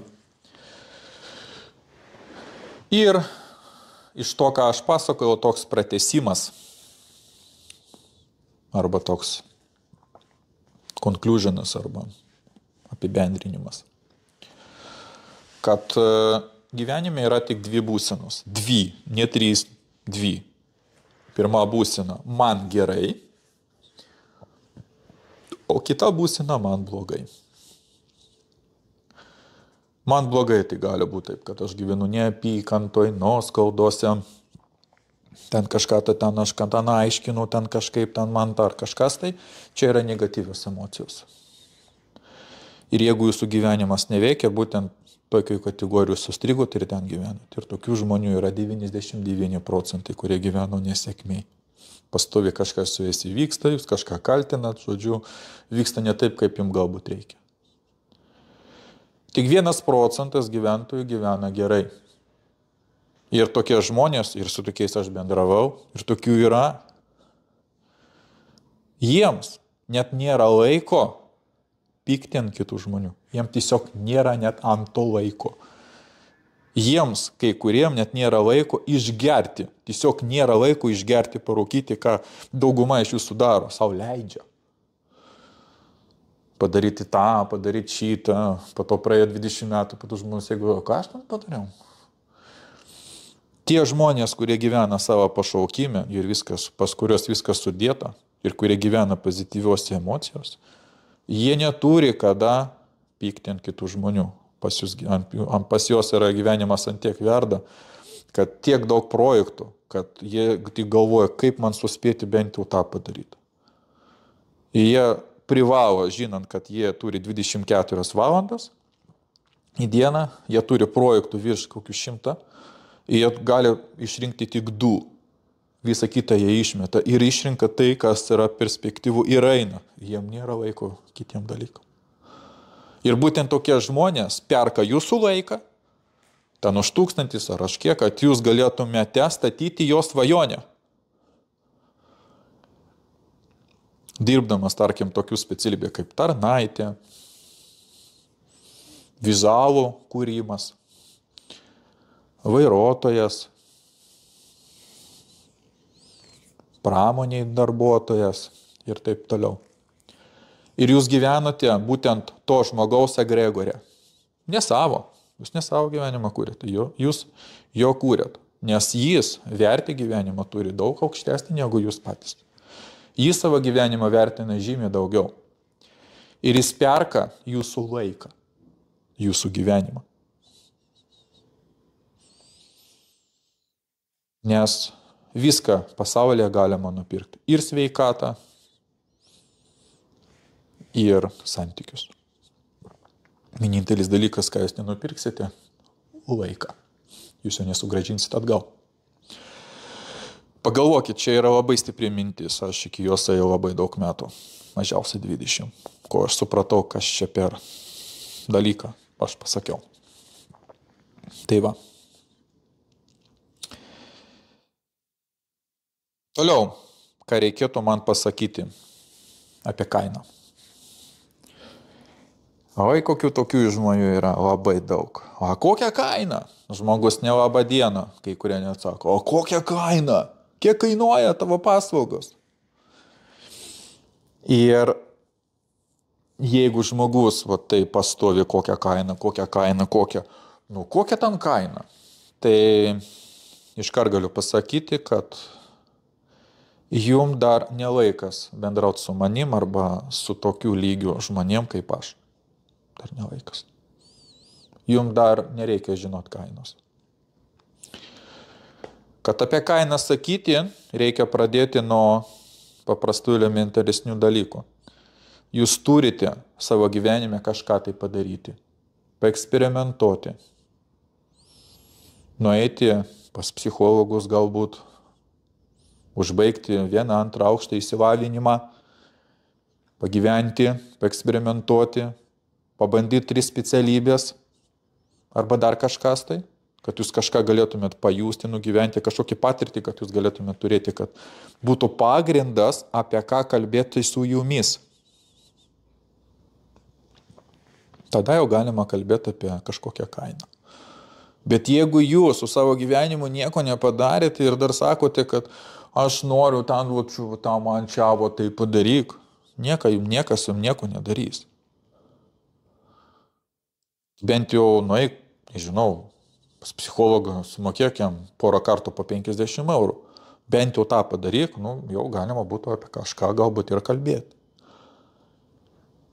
Bet jeigu jūs nieko nedarot su savo gyvenimu ir ateinu, sako, man čia kažkas ne to ir noriu ten kokią kainą ir jeigu tu tą man pasakysi, ten biški tokia, ten labai man patogia kaina, ne, man nereikia.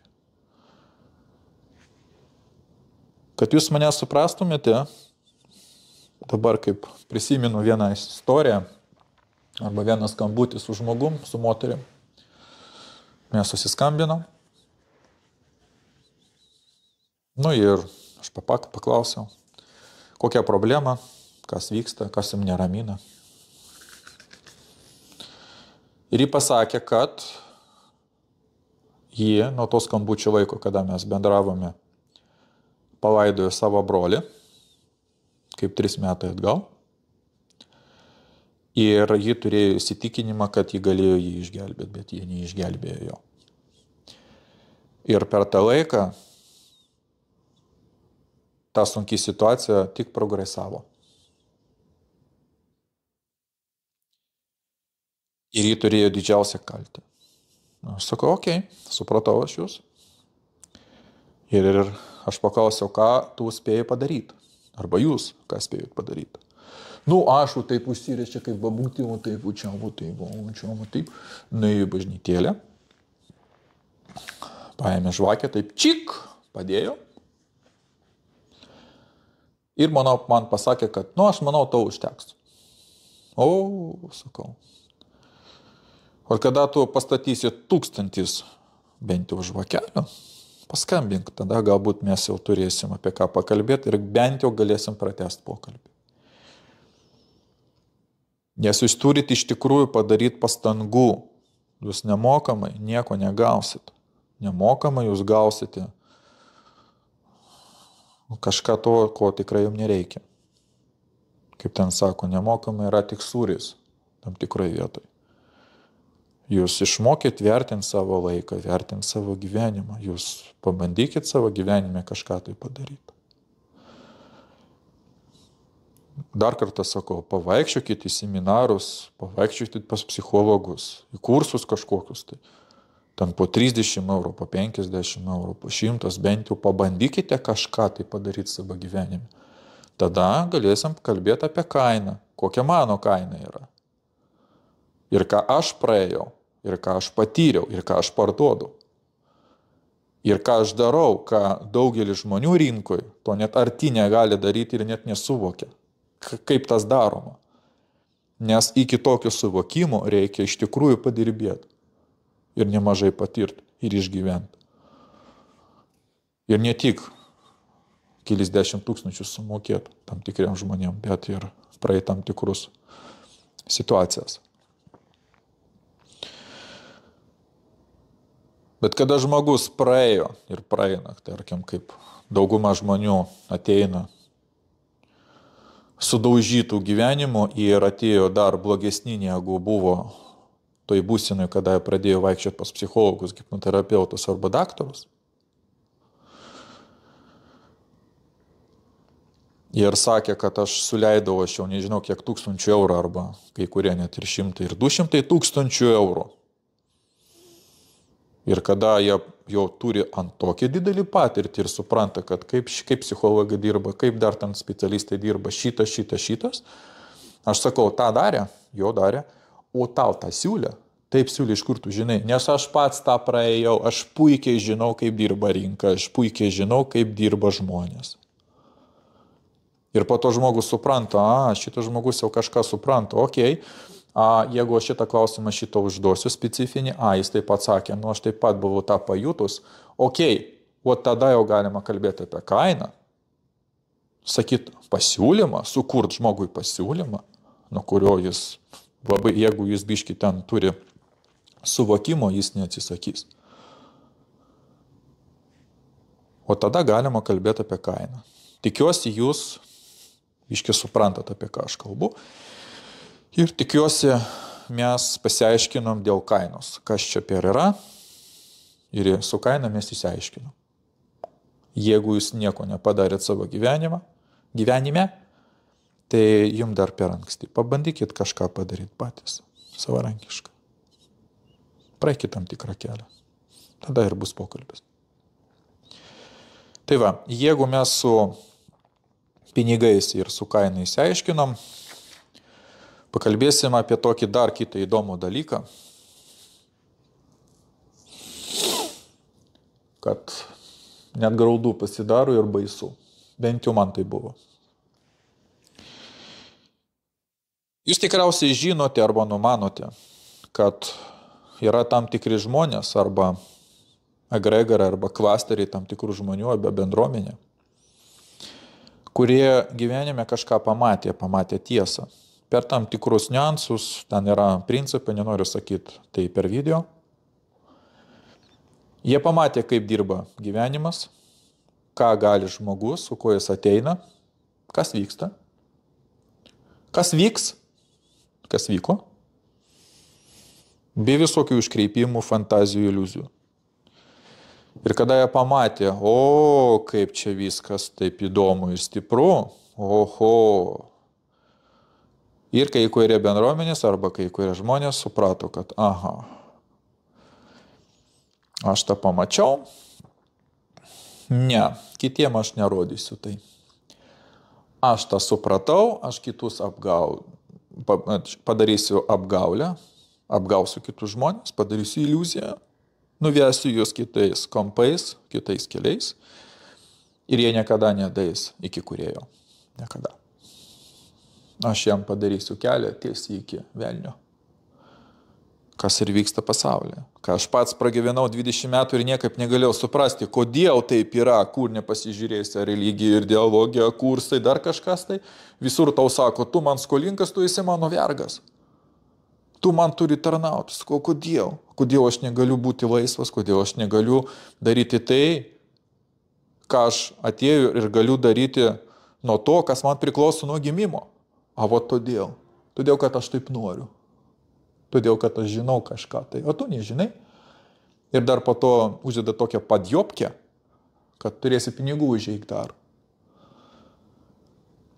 Ir kada šitie žmonės kažką pamatė, jie uždarė visus kelius prie kūrėjaus.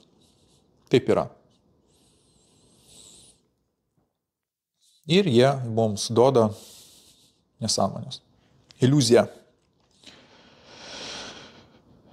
Ir gaunasi po to tokia situacija, kad jie patys negyvena ir neduoda kitiem gyventi. Ir tokiam kašmarė mes jau gyvenam labai daug tūkstančių metų. Tokia jau įda pas žmonės. Arba tai, kas gyvena jų viduje.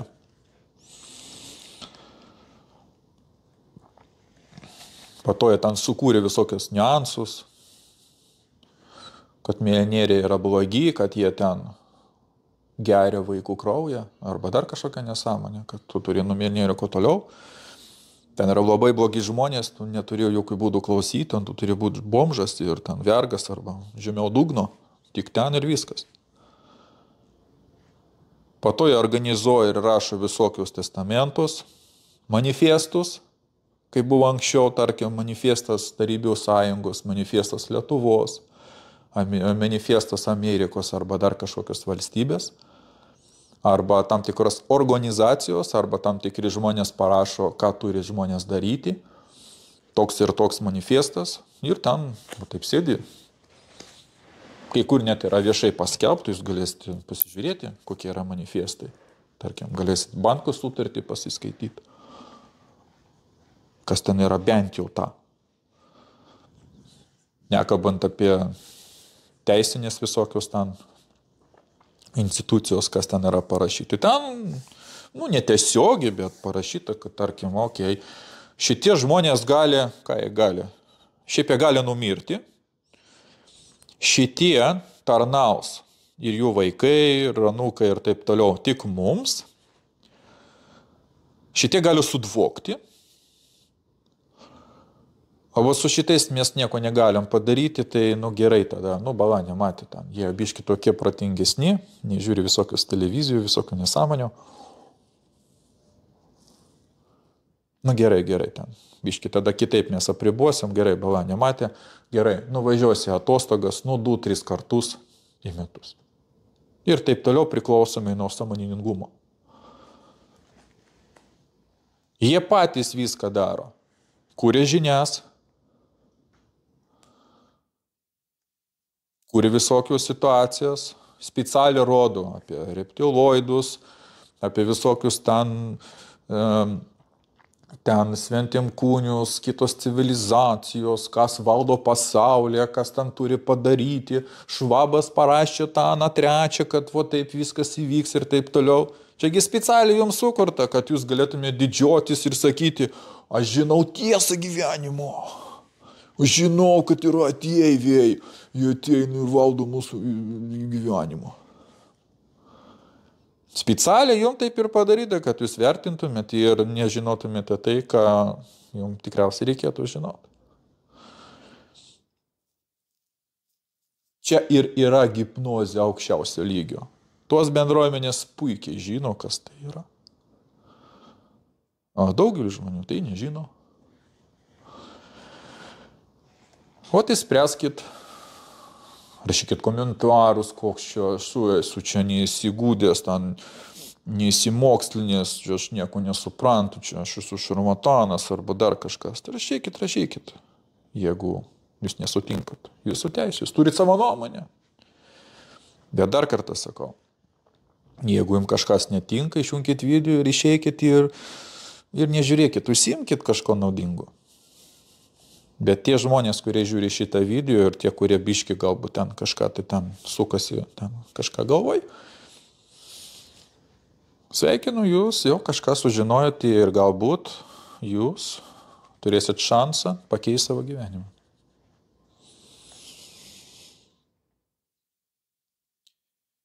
Ką toliau aš čia parašiau?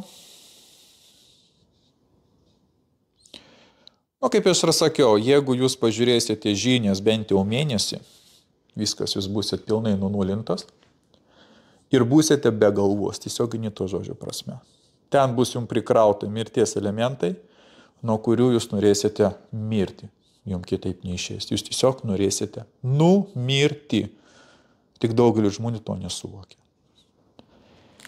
Kiek aš turiu patirties ir kiek praėjo pas mane žmonių, aš net galėčiau darysti tai, kad daugiau negu 50% žmonių jie svajoja ir galvoja tik apie vieną. Kiekvieną kartą. Ir prašo kūrėjos. Tik vieną. Kaip jūs manot, ką? Pastatykite ant pauzės, pagalvokit. Ir jeigu jūs pagalvojate, atsakymas toks, kad jie būtų nužudyti akimirksniu čia ir dabar. Nes jie gyvena viduje tokiam pragare, ant tiek jiem yra blogai, kad jie nori mirti. Bet tos programos, kurie gyvena jūsų viduje, arba tie demonai, ne? Nors čia ir iš principo yra tas pats, arba tos emocijos. Jie nori gyventi. Ir jūs neišeisite savo valia iš savo gyvenimo.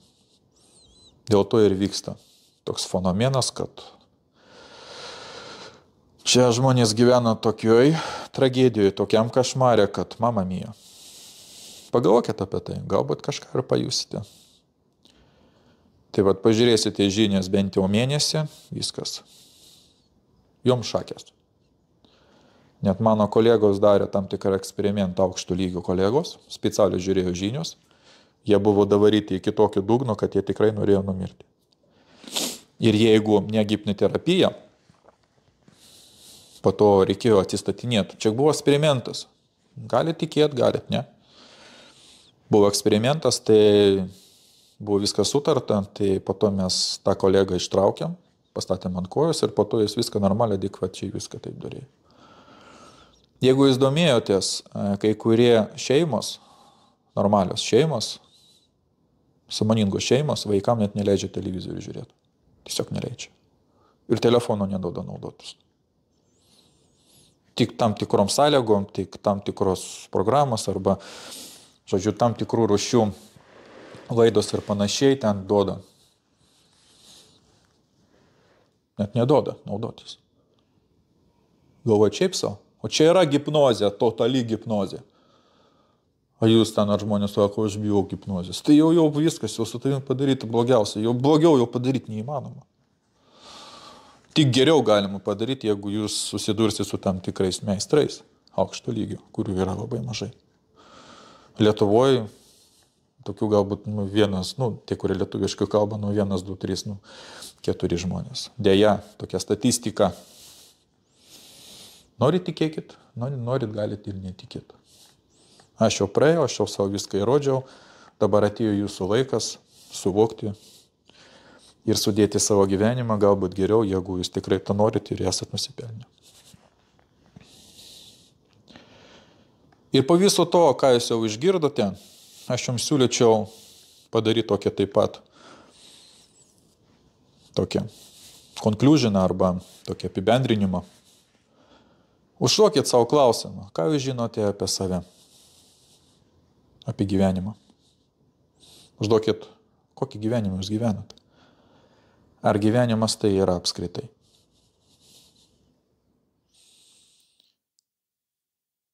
O to kitas dalykas, o kodėl gyvenimą keisti labai yra sunku? Nors iš tikrųjų nesunku, bet priklausoma nuo to, kokiu ten jums šūdą atsiprašant užkrovė, tai tą šūdą po to išimti yra labai nelengva, ypatingai jeigu jūs jį nešiojate savo kūne daugiau negu 10 metų. Čia yra labai nelengva. Keisis po 30 metų iš tikrųjų čia yra iššūkis. Ne kiekvienas tą sugeba ir ne kiekvienas praeina. Toliau galėsite užduoti savo klausimą, kodėl mūsų ypatingai tėvai, po to giminaičiai, pažįstami ir ypatingai draugai nesuinteresuoti, kad jūs galėtumėte augti, eiti aukščiau. Nes tarkim, jeigu jūs turi draugą ir jeigu jūs tam su juo, tarkim, arba tą alutį bare išgerinėjate, arba degtinė, arba dar kažkokiam ten nusiminėjate dalykais, ten galbūt žaidžiat kompiuterinius žaidimus, arba važiuojat kartu į žvejybą, arba dar kažką tai. Ir po to jūs ateinat vieną dieną ir sakote, žinai ką, aš daugiau negersiu, man reikia keistis, žvejoti aš daugiau nevažiuosiu, arba dar kažką ten nedarysiu. Ir pas tą žmogų taip sutrigins ir taip bus viskas pakelta, jam bus jau visiškai nieko, jam net savo gyvenimas buvo nesvarbus, jis po to galvos tik kaip jūs išgelbėti, kodėl tu tai pasikeitė. Reikia jį atgal traukti, negalima, reikia gelbėti jį. Kaip taip gali būti, mes 20 metų degtinę geriam, dabar mes jau negersim. Ir giminaičiai, arba tie žmonės, kurie turi įtaką į jūs, arba tie, kurie, jeigu taip galim būtų pasakyti, tie žmonės, kurie emocinį ryšį turi stiprų, jie jums neduos ištrūkti iš šitos kabalos, arba tos kilpos, jūs sėdėsite ten. Ir šitų variantų, iššūkių, kiek jūs turite praeiti, yra bėlė kiek. Aš praėjau labai daug. Čia aš vienas iš jų ir tą, ką aš papasakojau, jau biški jau susirinko. Tai va taip pat galėsite užduoti. Ypatingai žemė lygio žmonės nesuinteresuoti, kad jūs augtumėte. O jeigu jūs susidursite ir jeigu kažkokiu ten stebuklingų būdų jūs susidursite ir galbūt turit pažįstamus milijonierius, verslininkus, ten visiškai atvirkščiai, ten yra tik, kad padėt. Projektas yra puiku, kiek tau reikia pinigų, tau padėsiu, surinksiu, einam, darom, einam į priekį, darom, būtinai darom, rizika, nesvarbu, viską apskaičiuosim, tik darom. Pa žmonės, kurie yra žemio lygio, jokių būdų niekada nedarom, neišėjęs, nebus, o kam tau reikia, o gal ne, ir taip gerai, kaip buvo. Pagalvokite apie tai.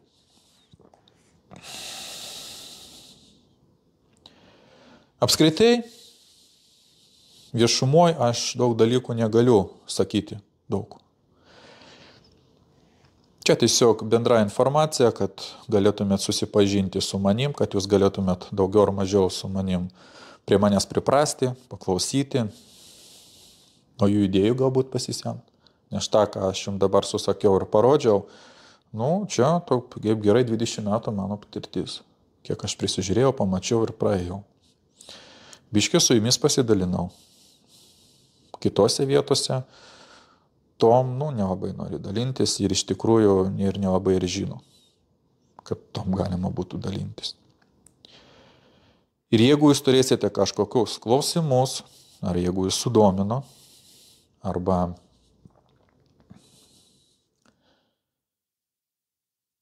kažką pajutot, apačioj ten aš panorodu, ten bus tekstas, aš sudėsiu kiek įmanoma ten visokių socialinių tinklų, interviu galėsite pasižiūrėti, tarkim, tą, ką aš parašiau, galėsite daugiau pasigilinti ir sužinoti apie mane. Ir jeigu iš tikrųjų norėsit jau daugiau sužinoti arba kad mes galėtumėt pratęsti pokalbį, kad aš galėčiau galbūt pakalbėti apie jūsų dominantę temą, galėsite užėti mano tinklalapį. Ten taip pat bus apačioj. Atsiprašau. 3W7RJU. Galėsite padikti formą, parašyti savo klausimą arba savo situaciją. Ir jeigu nebus tiek daug žmonių, aš pabandysiu greičiausiai laiku su jumis susisiekti. Atsiprašau. Jeigu bus labai daug klausimų ir jie pasikartos, aš manau, aš sukursiu webinarą arba dar kitą video sukursiu ir dažniausius užduodamus klausimus situacijos aš dar vieną video jums padarysiu, kad jums būtų patogiau, nes jūsų yra daug, aš esu vienas. Tai jeigu ką rašykit ir su kai kuriais ateityje mes dar susitiksim. Tai va. Ir dar porą tokių dalykų. Šiai dienai, apie mane, šiai dienai aš turiu 2 akademijas. Viena akademija yra astrologijos akademija. Ir jeigu jūs norite įsigilinti iš astrologinės pusės ganėtinai giliai ir per trumpą laiką ir gauti tai, ką kiti institutai gauna, tarkim, per kelis metus, jūs taip pat galėsite palikti formą, parašyti ir jeigu jūs norėsite, jūs galėsite tapti akademijos nariais iš astrologinės pusės. Ir aš jums papasakosiu ir pasidalinsiu viską tom, ką daugiau ar mažiau kalbėjau šitam video ir ne tik. Šitam video ir apskritai ir ne tą, ką aš papasakojau. Ir antrą temą aš praeitais metais sukūriau hipnoterapijos kursus, taip pat akademiją, lietuvių kalbą. Aš atvežiau iš Amerikos sistemą, sukaupiau patirtį. Ir tie, kurie susidomėjo ir nori sužinoti daugiau apie hipnoterapiją, regresiją, kaip tai daroma ir kaip iš tikrųjų duoti rezultatus, o ne gydyti žmonės kelis metus ir sakyti, aš čia kažką nesugebu, o duoti rezultatus per 3, 4, 5 seansus, realiai, o ne gydyti ten žmonės 20 ar kiek metų, taip pat jūs galėsite su savo klausimais ateiti, jeigu jūs praeisite castingą ir jeigu tikrai jūs norite įsigydyti ir suprasti, kokia čia velniava vyksta su jūsų gyvenimu pradžioje, o po to pasaulyje, ir norėsite padėti kitiems žmonėms, jūs galėsite tapti ir mano akademijos nariais ir tapti ganėtinai aukšto lygio hipnoterapeutais ir regresologais. Tai va, tai yra tokia situacija, tai viską, ką jūs turėsite apačioj, visos bus nuorodos, galėsite įsigilinti ir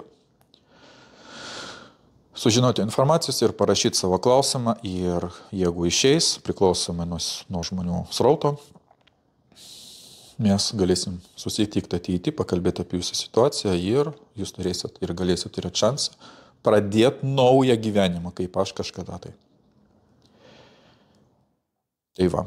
Ir į galą norėčiau pasakyti tai, kad tie žmonės, kurie dažiūrėjo video iki šitos minutės, jūs esat herojai, didvyriai, aukšto lygio žmonės ir ypatingai jeigu jūsų nesutrigino ir neturėjo tokią situaciją, kad aš turiu savo nuomonę, to aš tau komentarą parašysiu, čia yra netiesa, jūs esat gerojai. Ir jūs jau ganėtinai tokio didelį filtrą praėjot. Tai sveikinu ir ačiū už jūsų laiką, ačiū, kad skiriate dėmesį, pažiūrėjote video iki galo. Ir noriu palinkėti jums gerų transformacijų, gerų pamastymų ir rašykit, mes galėsim susitikti ateiti arba laukit naujo video.